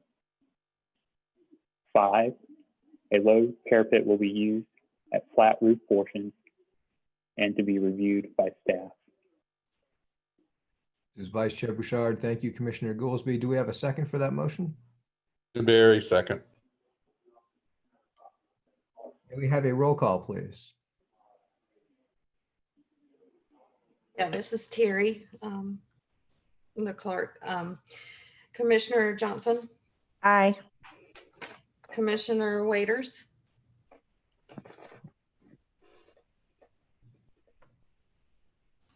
okay. Excuse me, Wanda, aye. Okay, thank you. Commissioner Dan, Jonathan, aye. Commissioner Jordan, Aye. Vice Chair Bouchard, Aye. Commissioner DeBerry, Aye. Commissioner Goolsby, Aye. and Commissioner Kroger. Aye. Motion passes 8-0. Thank you very much, Ms. Elliott. That case has now been settled, and we are ready to proceed to the next case. And I think it is time for Ms. Hamilton to resume her responsibilities as chair.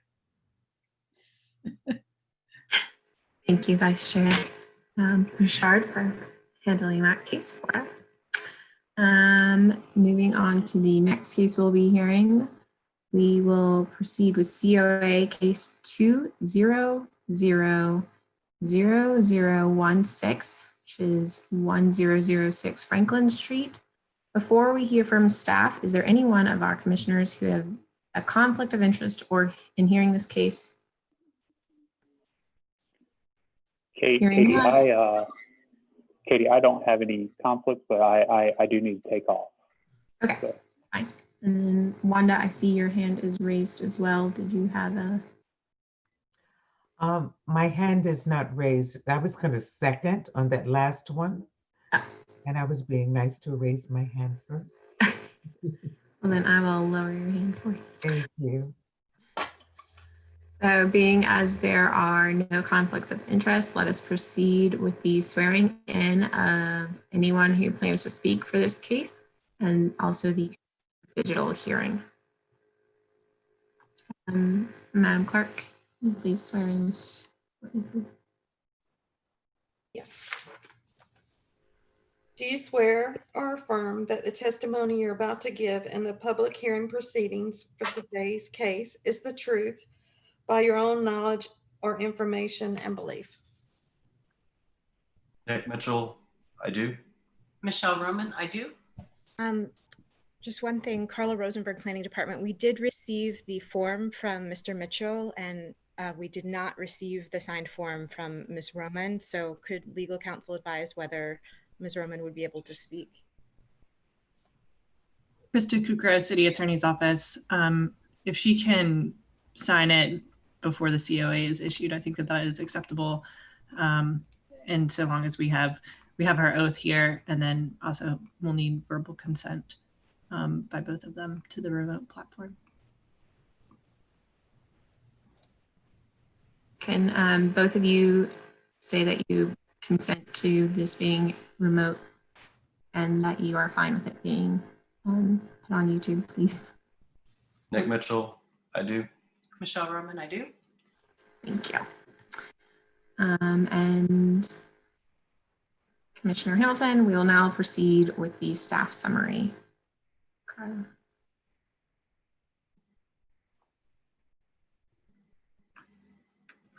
Carla Rosenberg, Planning Department. This is case COA 2000016, 1006 Franklin Street, modifications and site work. The applicant and owner, Nicholas Mitchell.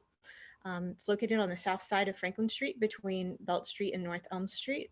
It is zoned residential urban 5-2 or duplex, and it's a contributing structure in the Golden Belt Historic District. And so the applicant is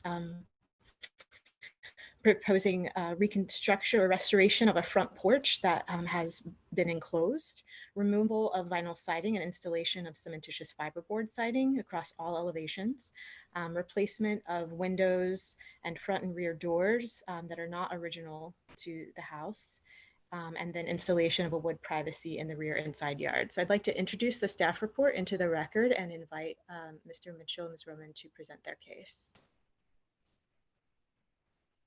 Nick Mitchell, thank you, Carla. I'm a little nervous here. We have owned this house for a long time. We came in to a neighborhood that was pretty bad at the time. This was before Golden Belt had been renovated, and the front porch had been turned into interior square footage for the house. Over the years, we've done interior renovations, and the time finally came to replace the roof. As we have been looking into it, the development of Golden Belt to turn into such a nice place to be, property values are going up. It definitely made a lot more sense for us to restore back the curb appeal of the house. I've always loved that the house was so big, but it definitely doesn't look like a house that belongs in a historic district.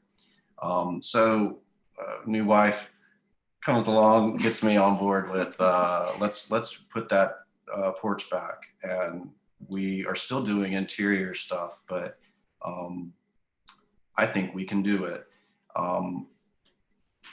We have a great model next door to us, 1008 Franklin. When Gary Kuber was working with Scientific Properties at Golden Belt, he kind of spearheaded, if I recall correctly, the restoration of this house. It was in really bad shape. And so when he did it, he put it back. This was before, I guess, the HPC, but they went back to the original as close as possible. And so our design elements basically just pull exactly from theirs. With a couple of modifications, Carla has us down for the door looking exactly like our neighbors. I'm not sure that we will do that. She changed the wording in there, so it's going to be the 6 panes over. Okay. You know, Okay. panels. But the major elements, I love the wood shakes for the porch area, as well as on the dormer on the front and back. We won't likely paint our shakes on that. But the beadboard on the ceiling of the porch, which was original, we will do that. The same kind of tongue and groove pine floor for the porch floor. We have a very similar step and everything that the 1008 has. We have none of the original windows in the house. Much like I don't have any original doors in the house, I actually do have one. I have one. Interior. So this house had seen a lot of work over the years, and we've been trying to bring back the authenticity of it.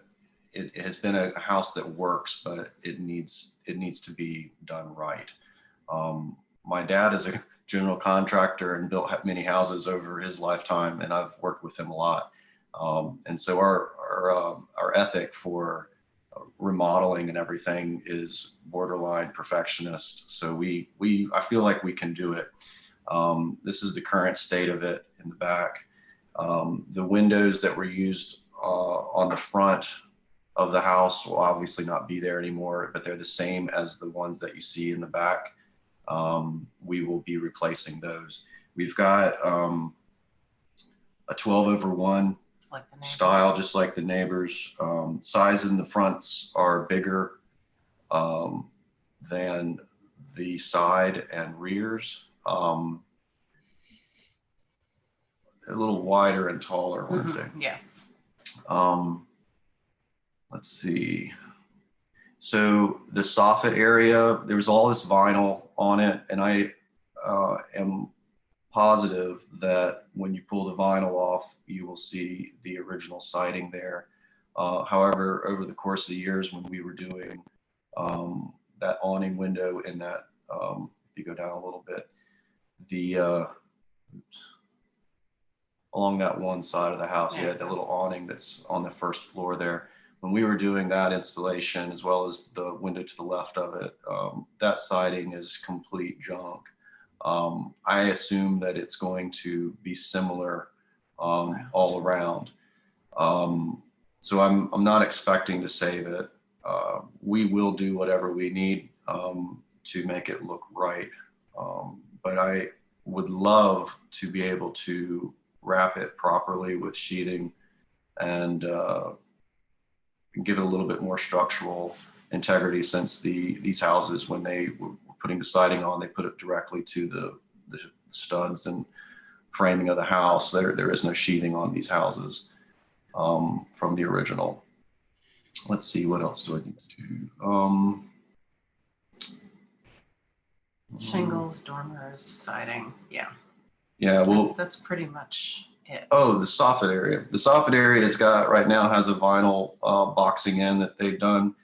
We would get rid of that and make it look like next door, which is where it's got the exposed rafter kind of look to it with the soffit. So, and then as far as gutters, we will either do a K-style or a half circle.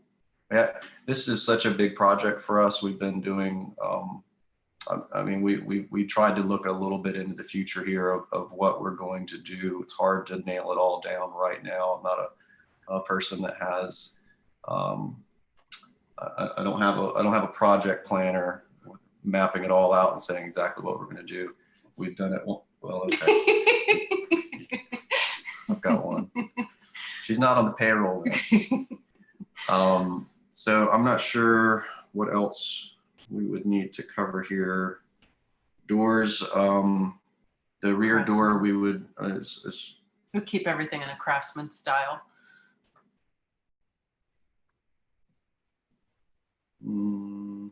Fence along the back and walkway, and that was it.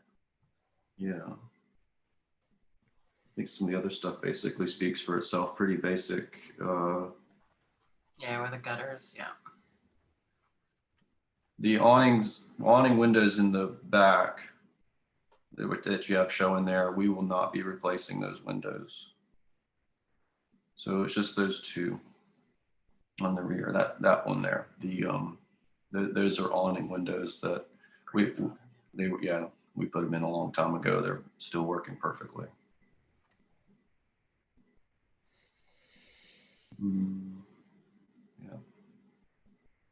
Okay. Well, thank you so much for your presentation. You did fantastic. Do any of the commissioners have any questions for the applicant?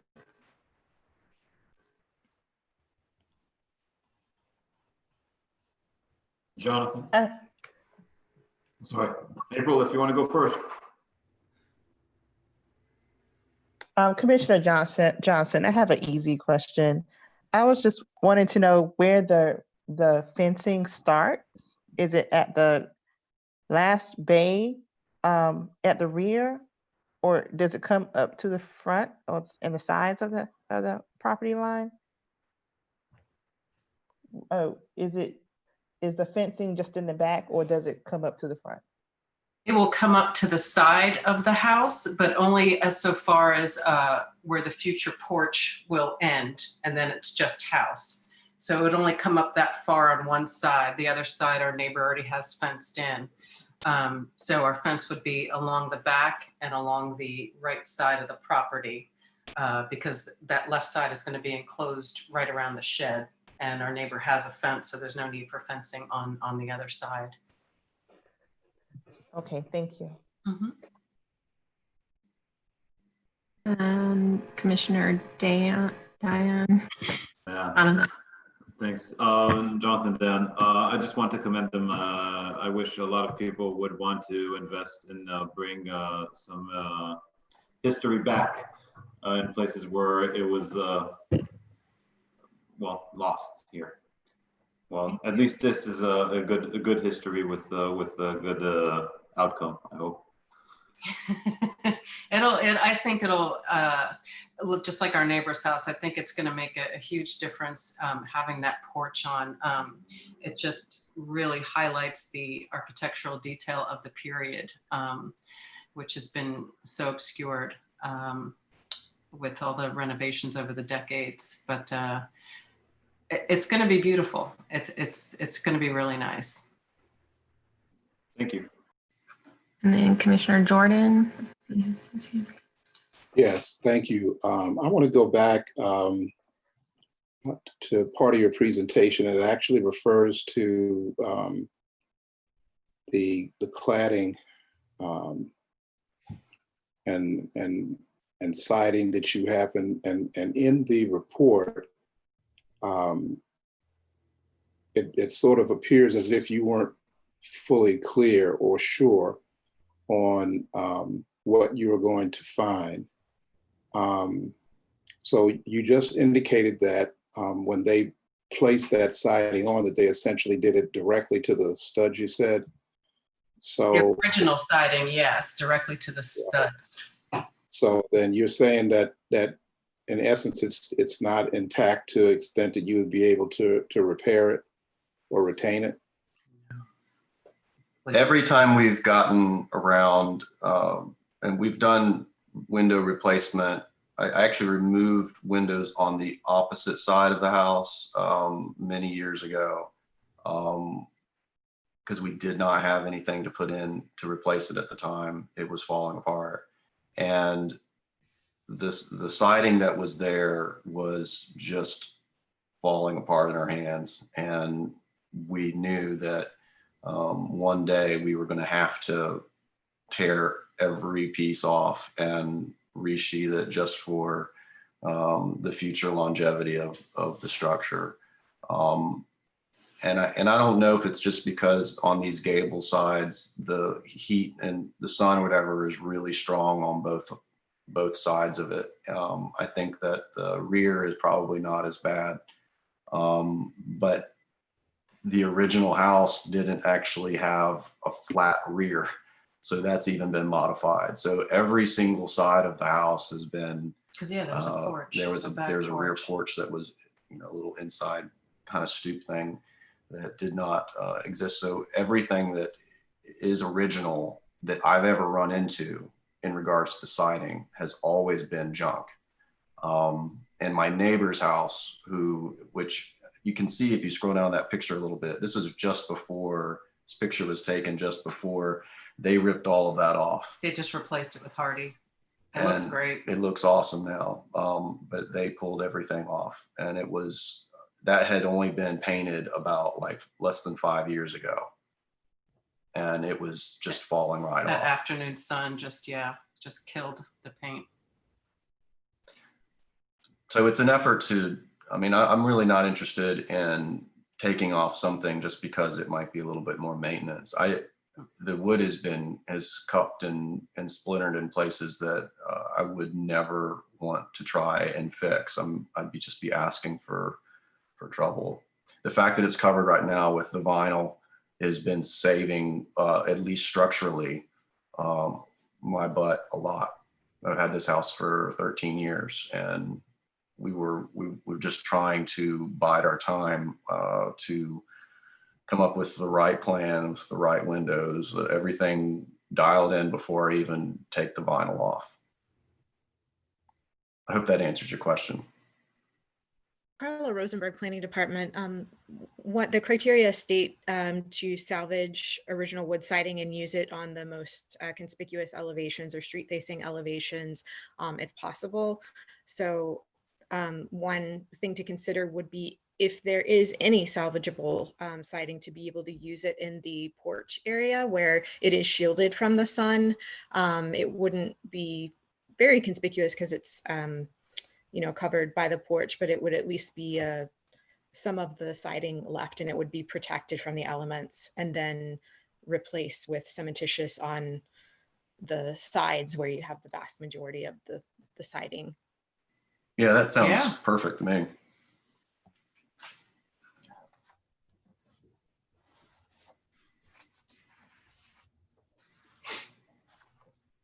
Katie Hamilton, were there any other commissioners with questions for the applicants?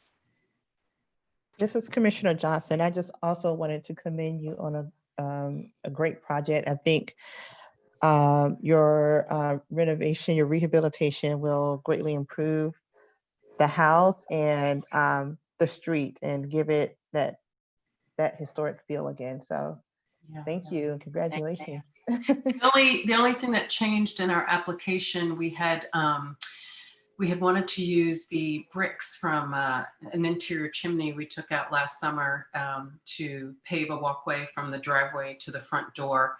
But we don't have enough left that were usable because, as you can imagine, trying to get the mortar off of there, some of them broke off and you have chunks that were out. So I don't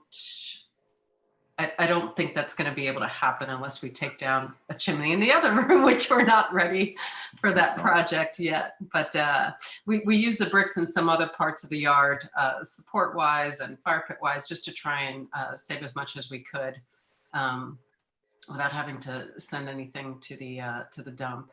But yeah, our original idea was to use all of those bricks from the fireplace to make that walkway. But I don't think that's going to be doable right now. I mean, we'll see what happens. So do you plan? Sorry, go ahead. Do you have a substitute in mind? You broke up a little bit. Do you have a substitute in mind? No, we're just talking about it yesterday because I really wanted to use the bricks because it ties in nicely with the porch and the foundation of the house and just have this continuum of aesthetics. I mean, we could still do it with newer bricks. I liked one, I liked using the bricks that were part of the house, and two, it already had that worn, chalky look. It wasn't brand new brick, so it goes really well. But we're going to see what we can do, and maybe even talk to some neighbors, because they've, some people have done renovations and then took what was in there and parked it in their yard, and it's been there for years. Like, hey, you're going to use those bricks, so maybe we might be able to do something like that. But it's not out of the question. We could still just do a brick walkway with new bricks. It might not even be a walkway. We might be able to only source enough. We could do little steps, little squares or whatever. Little square steps. Yeah. We have to dig through again and see what's left. But yeah. So that was it. Okay, Commissioner Hamilton. So it sounds like the change to the application will be that we'll remove the portion of that says that there'll be original chimney bricks to leave flexibility for new bricks. Is that correct? Yes. Okay. Did any other commissioners have, Carlos? Yeah, just was curious, the front steps are brick. The front They steps will are remain yes. even after the porch restoration, is that correct? So you might want, if you're going to keep those, which I believe you said you would, you may want to match those bricks. Yeah, because those look newer and even better since this shut, because we've power washed, and you wouldn't believe how white concrete can get after years of debris. But yes, the bricks on the step look a lot newer than the bricks around the foundation. So it wouldn't be a stretch to use new bricks for the walkway. It would tie in just fine.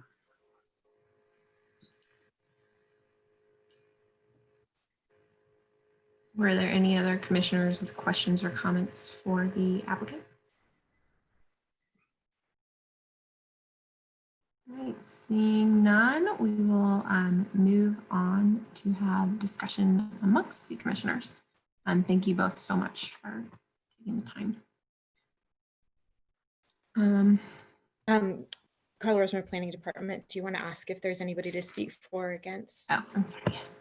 Is there anyone else in attendance who would like to speak for or against this case?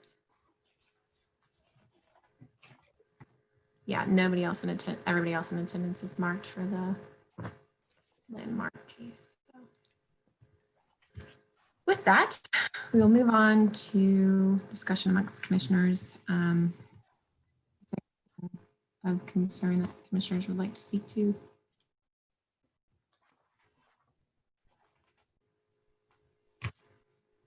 All right, Joseph Jordan raised his hand. Commissioner Jordan. Yes, this is Joseph Jordan speaking. I'm sorry, I'm clicking this raising hand thing just to say that I'm satisfied with everything. Okay. Commissioner Bouchard, raise your hand as well. Yeah, Commissioner Bouchard, are we going to change the motion to incorporate what we've just discussed with respect to the possibility that salvageable cladding is discovered once the existing front porch facade is removed, and to potentially incorporate chimney brick into some other use? I wasn't following whether or not the intent was to make a condition or to change some of the language in the existing motion.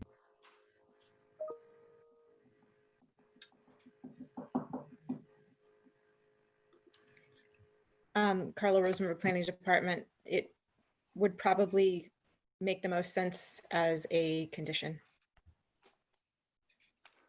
And the applicant would then sign the COA before it was issued, stating that that was acceptable. So commission stating that if siding material is salvageable, it will be relocated to the covered porch area of the front facade, and in all other locations it can be replaced as noted. And then the other, for the change of the brick, we would have to change the actual motion, correct? To say not include salvaged brick.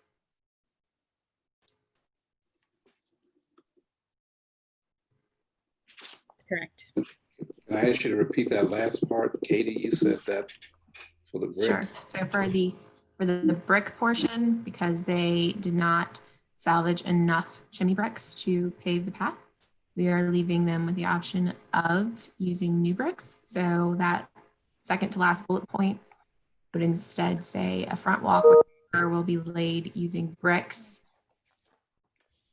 on the, yeah, I guess it would just be using bricks, whether salvaged or new, I guess we could say.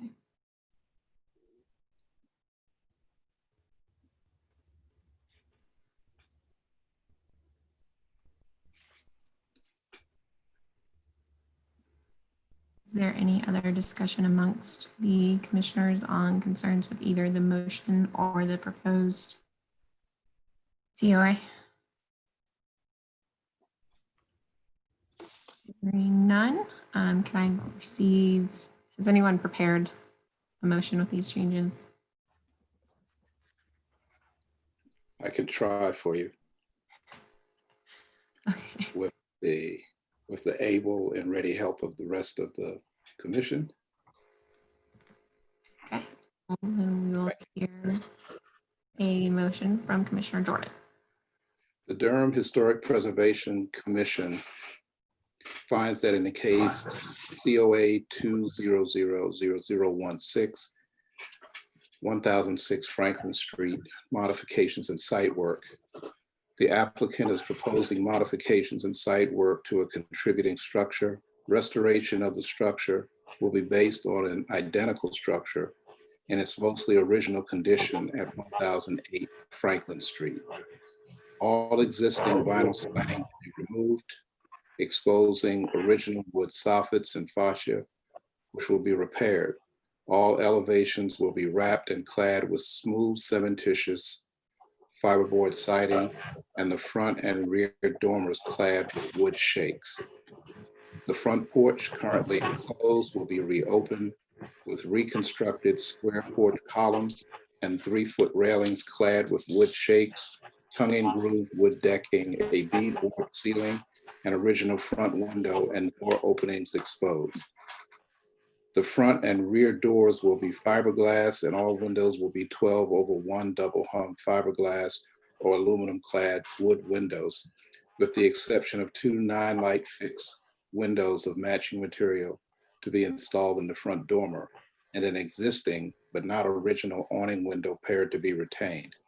Front elevation windows will measure 40 inches by 70 inches and all other double hung windows on side and rear elevations will measure 34 inches by 70 inches. All window trim will be sized to match the model next door. The front door will be a 6-light over 2-panel unit of a standard size of 36 inches by 80 inches, with or without a 3-light transom above. The rear door will be solid and sized to match. New seamless half-round or K-style gutters will be installed along roof edges and painted to match surrounding trim. A front walkway spur will be laid using salvaged or new bricks on the interior of the home. A 6-foot 7-inch wood a 6-foot 7-inch wood private fence will be installed around the perimeter of the side and rear yards. Therefore, the conclusion of law is that the proposed addition and alterations are consistent with the historic character and qualities of the historic district and are consistent with the historic properties review criteria, specifically those listed in the staff report, and the Durham Historic Preservation Commission approves the certificate of appropriateness for case COA 2000016, 1006 Franklin Street modifications and site work with the following condition. The improvement shall be substantially consistent with the plans and testimony presented to the commission at this commission hearing and attached to this COA. The improvements may require additional approvals from other city or county departments or state or local agencies. The applicant is responsible for obtaining all required approvals related to building, construction, site work, and in the right-of-way. A compliance inspection shall be performed immediately upon completion of work approved herein. And there's an additional condition, and this is where I'll ask for help, that salvageable materials from the siding will be reused, if possible, in the covered porch area. Specify that that salvage material is wood siding. Say that again, Carla.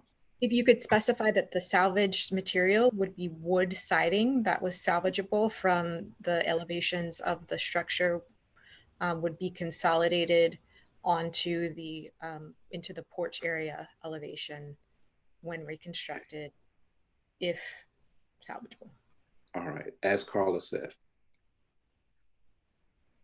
Do you have that, Terry? Is that good? Yes, I got it. Thank you.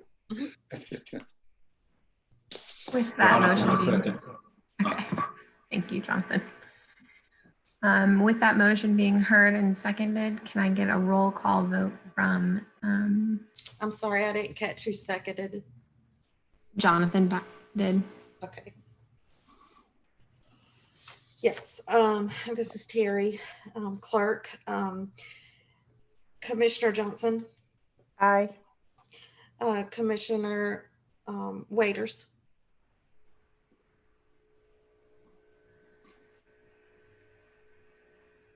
Wanda says aye, excuse me. Okay. Commissioner Dayan. Aye.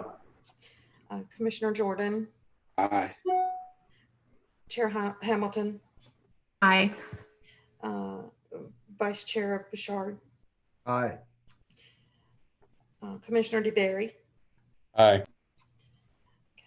And Commissioner Kreger. Aye. Okay. And with that, we Motion have a passes call. 8-0. Moving to that would close our public hearing on COA 2000-0016. With that, I'm willing to entertain a brief recess at this time, so that we could have approximately 5 minutes if those on the commission would like to, prior to hearing the landmark. I won't be able to stay for that. Okay. Thank you. Thanks, Tom. Katie, Madam Chair, this Yes. is Wanda, and I apologize, I must depart also. It was great seeing all of you. Okay, let's can we talk about the number of commissioners and whether or not we'll have a quorum and whether or not I should or should not dismiss Ms. Waiters and Mr. Diane. Fine. With both dismissals, we would be at 6, which I believe is still quorum. So a quorum is maintained for the meeting itself, even if not for the individual hearing.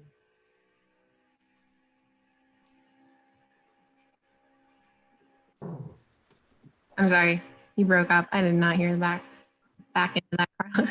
I think my internet connection is, or I'm sorry. I said that the quorum is maintained for the meeting itself, even if not for the individual. Okay. All right, well then, Ms. Waiters and Commissioner Diane, y'all are both excused. Thank you so much. For those of us who will be staying through the next hearing, would you all like to entertain the option of having a brief recess for about 5 minutes, or? Commissioner Bouchard moves for a 5-minute recess. Okay. Second. Second. Oh, You don't have to vote. we don't have to vote. Okay. Well then, recess. We'll see you all in about 5 minutes.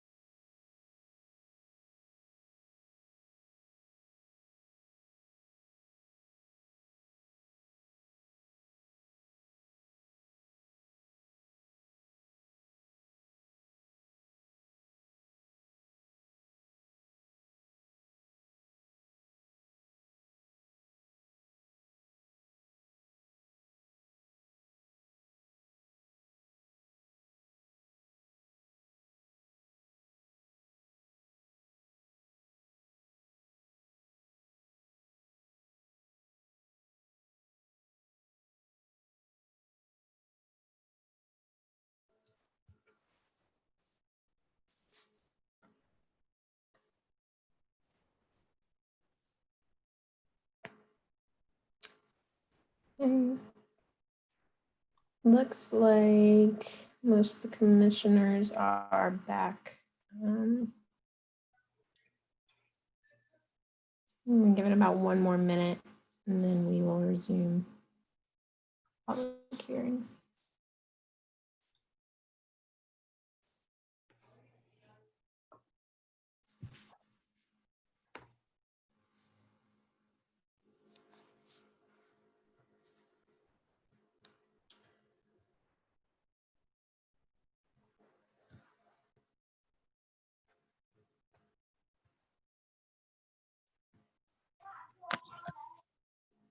Hey, Katie, this is Tom. I've got about 15 minutes before I have to leave. Okay. Well, with that in mind, I think we can go ahead and move on to our next agenda item, which is the landmark repeal of landmark status LD 19-00004. Can we hear from planning? Oh, first, can we have a confirmation of consent of digital hearing, as well as a swearing in of anyone who plans to speak for this case?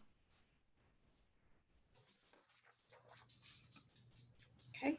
Do you swear or affirm that the testimony you're about to give in the public hearing proceedings for today's case is the truth by your own knowledge, information, or belief?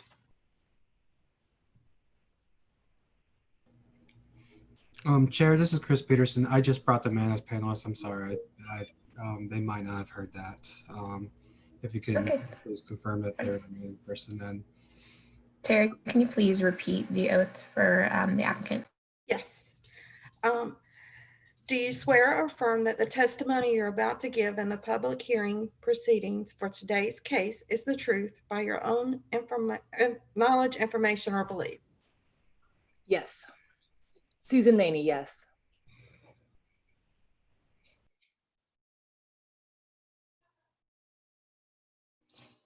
Is there anyone else planning to speak on this matter that needs to take this oath? David Revere is the applicant on the case. Susan Maney may be representing him, or he may wish to speak. He's currently muted. Hello, can you hear me? Yes. Oh, I'm so sorry about that. It timed out. The session timed out. I've been on since 9. Yes, so this is the concerning the Durham blast site space lot, which did result in loss of life. Can you hear me Mr. still? Revere, before you continue, can you, Terry, can you actually redo the oath for Mr. Revere? Mr. Revere, you have to take the oath affirming that you're the truth and also acknowledging your consent to digital hearing. Sure. Okay. Do you swear or affirm that the testimony you're about to give in the public hearing proceedings for today's case is the truth by your own knowledge, information, or belief? I do. Right, and then we're going to hear from city staff on this before the applicant, correct, Carla? Correct.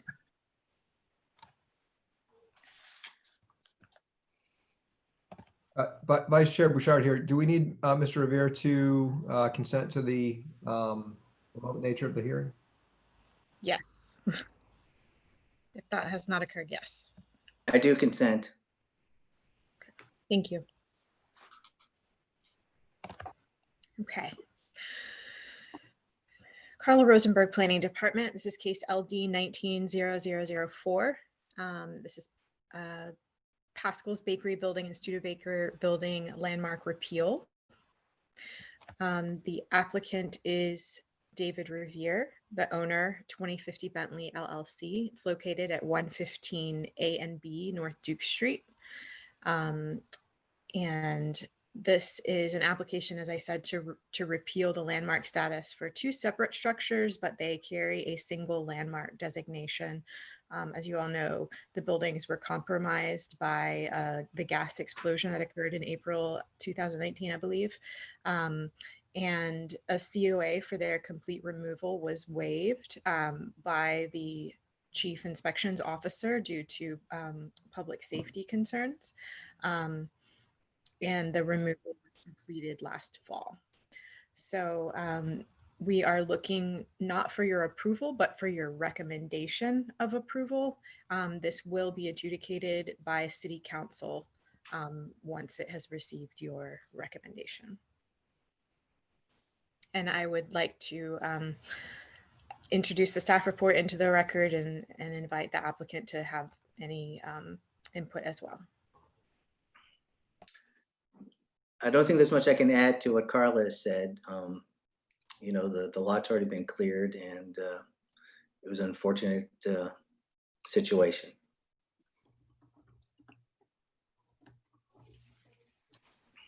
Thank you. Ms. Minnie, do you have anything you'd like to add? No, I don't actually at this point. Okay. Is there anyone else in attendance who would like to speak for or against this landmark repeal? Okay. Hearing none, did any commissioners have any questions for the applicants? Commissioner Jordan. Actually, this is Joseph Jordan. Actually, I don't have any for the applicants yet. I would like to talk with the commissioner's staff first, and then I may have questions for them. Did anyone else have questions for the applicants? No? All right, with that, we will move to the portion of the hearing where we discuss amongst ourselves the application. Mr. Jordan, would you like to open us up for discussion? Yes, if I can. I'm trying to make sure that I'm reading everything correctly as I went back through, and that and even in the way that this particular case is brought forward, am I to understand that both the site and the building are considered are part of our consideration for what qualifies for landmark designation? Carla Rosenberg, Planning Department. When this property was originally designated, both the land and the buildings were included. It was only after 2010 that we began to designate buildings, structures alone in the downtown area primarily. So both the land and the structures are currently designated. However, with the structures no longer being extant, there would be a question of what historic value the site itself would contain at this point. And is that part of our consideration today? Because that's essentially the question that I'm asking. Because what I'm trying to figure out is whether it's possible for both intents or both purposes to be met. And I understand the hardship that it's presenting for the owners, particularly when it comes to tax abatement and whatever. But if this is for Durham, if this represents a historic site, historic area that has historic significance, does it make sense for us to in one sweep do away with that? Or does it make more sense for us to try to find a solution that allows the tax abatement that's being requested while maintaining the historic landscape of the city? Carla Rosenberg, Planning Department. So to meet a landmark, the landmark criteria, there are 4 different categories. One would be architectural integrity and it being sort of a premier example of a particular architectural style. Another would be for the significance of the property for somebody who lived there, a person, it's connected with a certain person, place, or event. In terms of the site itself, since the buildings, as I said, are no longer extant, archaeological import could be considered. So you would need to determine whether there would be any archaeological significance remaining. However, this structure, when it was with the 2 structures, when they were originally designated, it was for their architectural value and sort of connection to the history of Durham. It was a pretty early designation. Yeah. So this is how I'm looking at it, Carl, and how I'm interpreting it, so that the rest of the commission sees what I'm getting at. It says that we must deem and find that the building, structure, site, area, or object meets at least one of the following criteria. And I'm looking at criteria 3, as you said, is associated with events that have made a significant contribution to the broad patterns of local, regional, and national history, or is associated with the lives of persons significant in local, regional, and national history. So on those grounds, it's quite possible, and I'm not sure whether these guidelines were drawn this broad because they wanted to leave these kinds of situations as something that we could or would consider. So at least for me, that question is answered. And I think that that this area does meet that qualification. The question, I guess, which is the second part of what I asked, and that is to understand the special circumstances that we're facing here, and that there was a particular disaster that hit that made it necessary and makes it necessary for the area, for the buildings there to be demolished and razed. But 50 years from now, 100 years from now, and people ask, hey, what was on this corner? Well, this is what was there. It was, we're going to say it was a historical site, or it remains the historical site because of the significance that it gained. And in this instance, we're in that sort of, that kind of circular reasoning that the building gives meaning to the site and the site gave meaning to the building. So my argument is, what do we do so that we discharge our duties and make a decision about the designation, but also be responsible to the owners and allow them also to get the tax abatement? Is that possible? And then I'll stop with that. Yeah. Carla Rosenberg, Planning Department. Typically for a landmark designation, you need to show that above and beyond other sites or structures, this site or structure qualifies. So without the structures existing anymore on this site, what significance does this site have more than another in the area or in the city or county, for instance? So this structure was originally designated for, the structures that were resting upon it, which are no longer extant. And so you would have to determine whether, the site itself really carried that significance above and beyond. And it wasn't designated for the site originally. There was no archaeological evidence or remains that was cited in the original landmark designation report. Well, I will leave it after this, and hopefully other commissioners have a question, but I think that the applicants understand what I'm trying to say, that in some ways, this is the areas that are not so concrete that we have to deal with. As I was saying, at a point, the buildings give a great deal of significance to the site itself, and vice versa. And that's what happens over time. So, if we only look at the buildings and assume it's the buildings that create everything for us, and right now I think that we're also considering that there was something there. And realistically, to tell the truth, the unfortunate occurrence of this explosion also gives significance to the site. So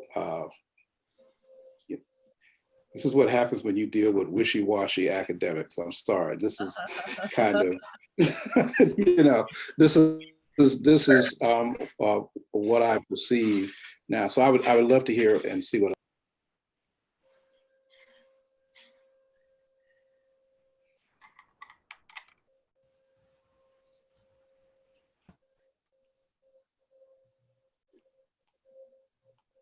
Are there other commissioners who would, Commissioner Bouchard, you? Yeah, Commissioner Bouchard here.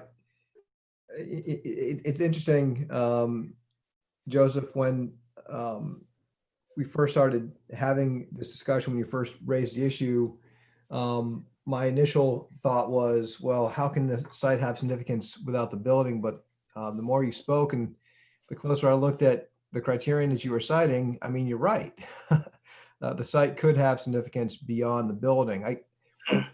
I am probably not going to do much to get around the circular logic on this, but what I'm trying to wrap my head around in light of your point is, does the site have specific significance, special significance without these buildings? You know, just hypothetical, if what had been destroyed was, say, a residence where a very prominent person, prominent in the history of Durham or beyond, was destroyed, I could understand the justification for why that site might be considered historic.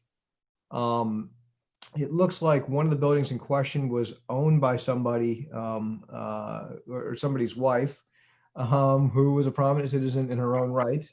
But does that in and of itself give the site any special significance? You know, the example I have in my mind, and it's way too simplistic and probably sophomoric, but you know, if like the house that a prominent governor or the president of the United States grew up in was destroyed in some sort of terrible accident, I could see why you would want to retain the landmark status for that property. Realizing that everything I'm saying is completely subjective, I'm struggling to determine what about this property sans the buildings that sort of, were the reason for the designation in the first place. What significance does the property, does the land, does the site have that would justify retaining the landmark status? That's what I'm struggling with right now. And again, the absence of any objective standard to answer that question is also driving me a little nuts.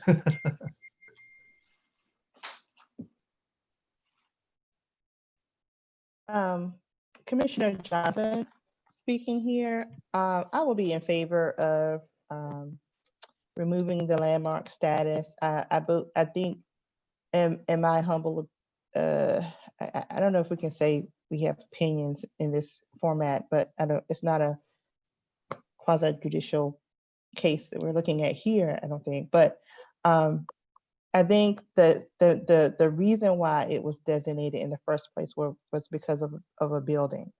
And then other than that, unless the landscape has a story that's significant today, I think we have to evolve how we determine what is significant in the 21st century.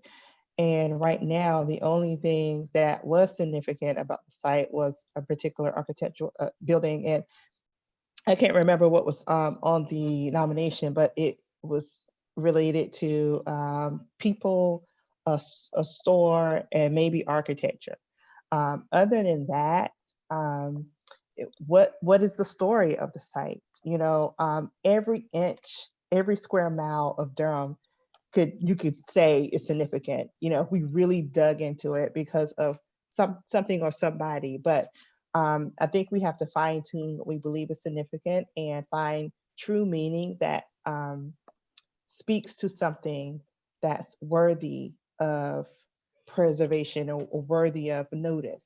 And at this point, the building that we felt the reason why it was worthy of notice was because of a building, and now the building is gone.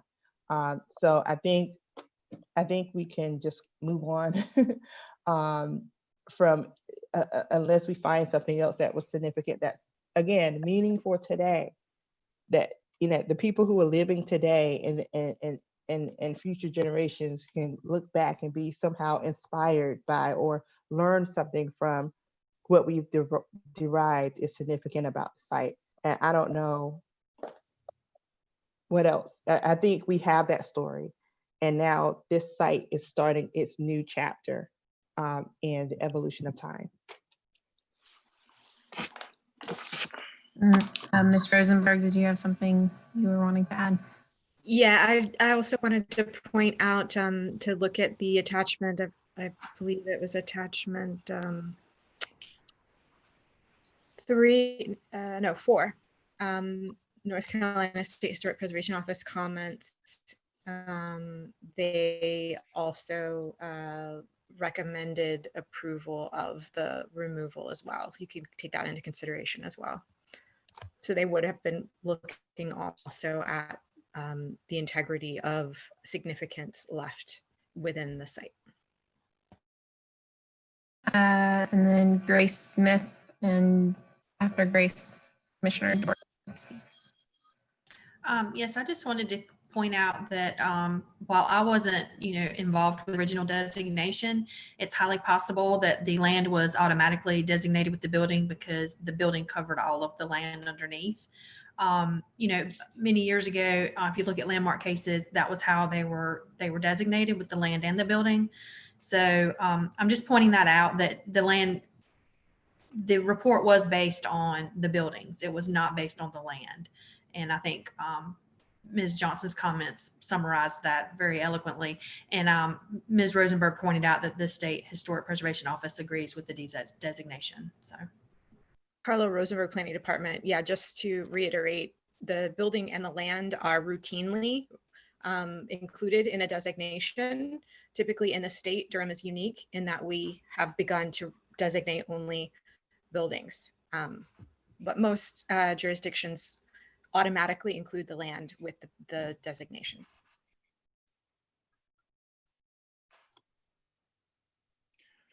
Okay. As I swim up river here a little bit more, and will actually ask if I can prevail upon the chair to ask the applicants what they think about this debate. But I do want to say that I'm going to push back a little bit on this notion that any place can be under the kind of argument that I'm advancing, that any place could meet that. It's not. Actually, it's true. It's actually the fact that any building in Durham could meet those requirements because they all have some sort of historical significance, if not broadly felt, at least for the people who may have been there. But this is what I'm going to say about this, and then I'll leave it. And I think this is the point, that if you look at when something is declared historically significant or not, and you want to freeze it at that moment and assume that nothing else accrues to that piece over the years. This is in fact why you can go to some places where buildings have been demolished and people still see that as a pilgrimage spot, even though that building has been demolished. So sites do have significance. They can gain significance over the years. And that was the question that I'm asking. I am not telling you that this is the case for this place. If we are wrong in assuming and saying that we should just eliminate the designation,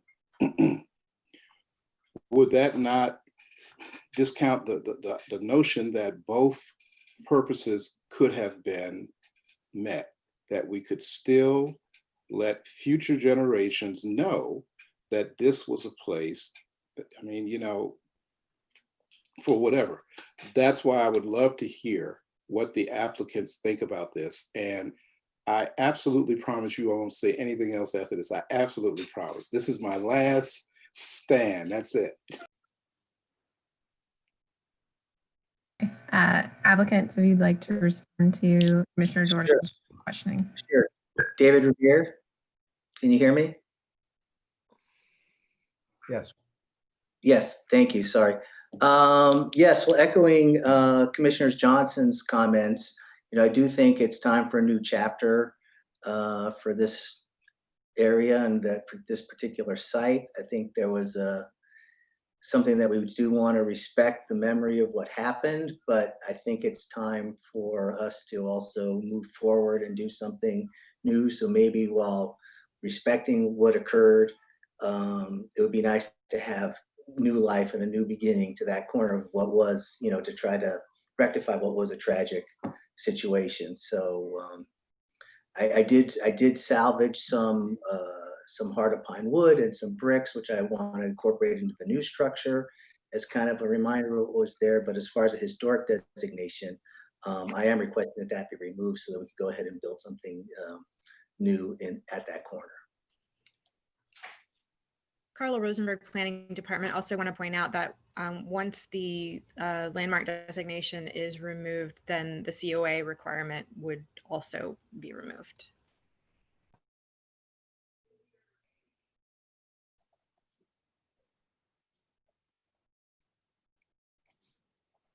Yeah, so this is not in a historic district, so understood. Are there any other commissioners who wanted to speak on this?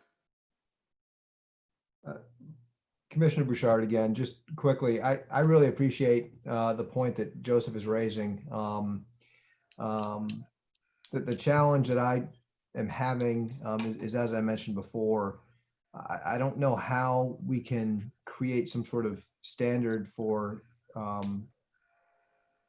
delineating between, those properties that should retain a landmark status when something tragic like this happens, versus those that don't retain it. And given the recommendations from the state, or the recommendation from the state, given the fact that the property itself really can't have, well, I shouldn't say that. I suppose, yeah, I'm going to stop. I'm just really struggling to understand how the principle that Joseph is articulating, doing a really good job articulating, can be applied practically in a way that isn't just inherently subjective. And given the fact that there is a recommendation from the state that the landmark designation be removed, I'm hard pressed to think of a reason why that should not be heeded. Now I'm going to be quiet. So this is Commissioner DeBerry. I have a couple questions. One, what's the downside to the owner for leaving the designation in place? Is it possible to somehow mark that property like with a state sign like Parish Street or other ways to, retain a little of that history there, even if we take the designation away? And just because the state says they approve, that doesn't carry much weight with me based on my interactions with them on other things. And that's a personal observation. Carla Rosenberg, Planning Department. The downside for the applicant would be that a COA would still be required for anything that happened to the site. And so they would be limited by the criteria, which limits, massing and materials, et cetera, used on the site. They would still get a tax benefit, but it would be a benefit for a building that may not have had anything to do with the original purpose of what this property was originally designated for. Yeah, Commissioner Johnson, and I also want to point out, and this may not be of a concern to this decision making, but I would venture to say that it would feel unfair to other folk who have property owners who have probably applied for a landmark status and didn't get it, and then for this site to potentially build a new construction on it and still have the opportunity to get up to 50% deferred tax, property tax. I don't know. I just kind of think about other things. Also, I do want to ask the applicant, is he still here? David, I'm here. Mr. Rivera? Yes. Okay. Can you hear me? Yes, Commissioner DeBerry mentioned a marker. I believe Preservation Durham had a plaque on the building. Was that salvaged or did it get destroyed in the explosion? To the best of my knowledge, there was no plaque on the building. There was no preservation Oh, plaque. okay. I thought we had one. Yes, and I would be happy to put some marker or monument of some time. And just to be clear, I am not asking to retain the historic landmark status for the benefit of getting tax benefits. I mean, I understand that that the building was destroyed and therefore any historic value no longer exists, and therefore I'm not entitled to any tax benefit because of that. And this application was originally filed because when I went to get the demo permit to clear the site, there was a stumbling block to get the demolition permit because of the historic status of the building. So, so that's the little bit of the history. Yeah. Yeah, I mean, in my understanding. Can I just finish then? Because since I started all of this, let me just say, Tad, don't laugh, April. Tad gets closer to what I'm thinking. And my sense would be, given the leanings of the commission and the overwhelming weight of the state against me at this point, that I'm going to withdraw my objections, but I would say that it does leave us the freedom, if we are interested in asking the owner and pushing for the owner and asking for the city for some sort of marker that designates what used to be there. I'm still convinced of the kind of the ephemeral quality of the historical elements of the site, but not so much that I think we need to hold the proceedings up. I still would maintain that there's some things that we're missing here. Hopefully.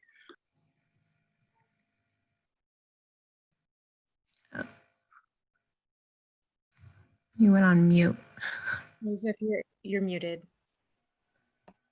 Unmuting. I was trying to take my hand down. There you go. I was going to say that in the next iteration of these guidelines, that something, in this case, I don't know whether it's unique or not, but it does present one of those instances that gives us an opportunity to change things slightly where they might need to be changed. So at least, Madam Chair, I'm ready, at least in the case, to move on. Okay, well, hearing that Commissioner Jordan is ready to move on,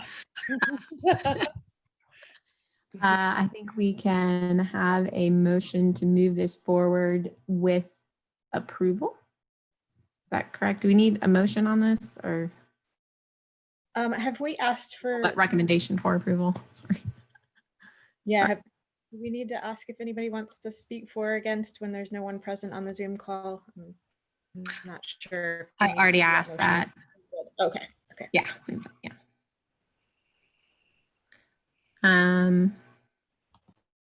This is Matt Bouchard again. One quick question. We're making a recommendation, right? I mean, nothing we're doing right now is going to have any binding effect. And so is there anything keeping us from making a recommendation that the landmark status be removed, subject to our belief that there should be consideration given to erecting a historic marker once the property is redeveloped?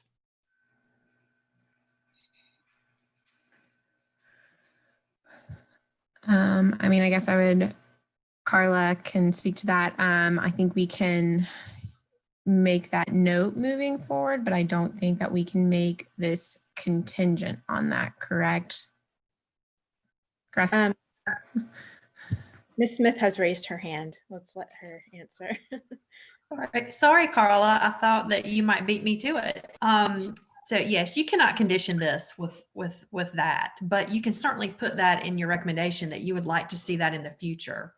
That's something that we can strongly encourage, but we cannot require or condition. And it sounds like the applicant is more than willing to do that as well. Yes.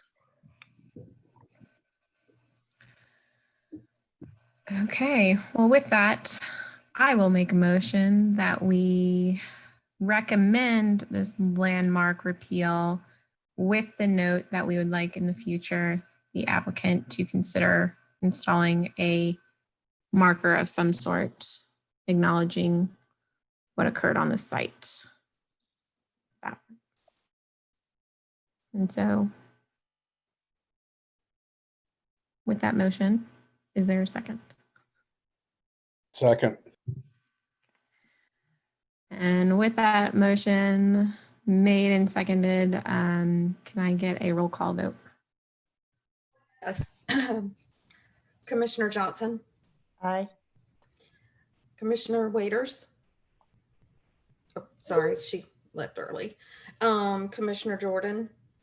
Nay. Okay. Chair Hamilton. Yay. Yes.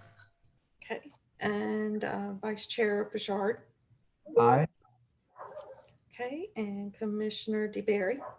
Aye. Okay. And it's Commissioner Goolsby left early, didn't he? Okay. Commissioner Krager. He left without being excused, so I believe his vote is in the affirmative. Okay.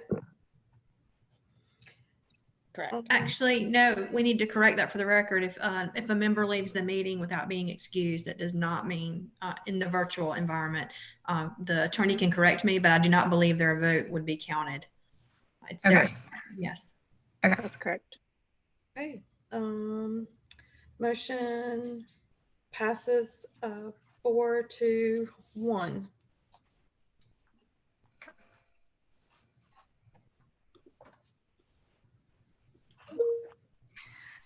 All right. And with that, we will close this matter, the landmark repeal. Seeing as we have no old business or new business, was there anything else that needed to be discussed? Grace Smith. Yes, one last thing, Chair Hamilton and Vice Chair Bouchard and the rest of HPC, we have added to the agenda for your next meeting the approval or adoption of the updated rules of procedure. Ms. Rosenberg can fill you in, but she was successful with presenting the revised criteria to City Council. It's been approved. It does still need to go to Board of County Commissioners. I just wanted to make sure you noticed that on the agenda for the next time, that we will need to vote to approve those. And since we've seen those in previous meetings on numerous occasions, I believe that we can do that and still comply with the rules of procedures that are on the books today. Thank you. Carla Rosenberg, Planning Department, just wanted to add to that, there was a recommendation from the council that two groups, the people that were advocating for the solar criteria in the first place, as well as the Environmental Affairs Board and Trees Durham, come together to discuss the merits of solar panels versus tree coverage, which when they're in conflict, which one should prevail. And so that will be discussed at the next Environmental Affairs Board hearing, which is, I believe, July 8th. Okay, and then Commissioner Bouchard. Was his hand raised? Very quickly, just a couple of quick questions. Are we still scheduled to hold our July meeting at the or on the July 7th date? Yes, that is correct. It will also begin at 9 a.m. with the same format that we use today in terms of timing.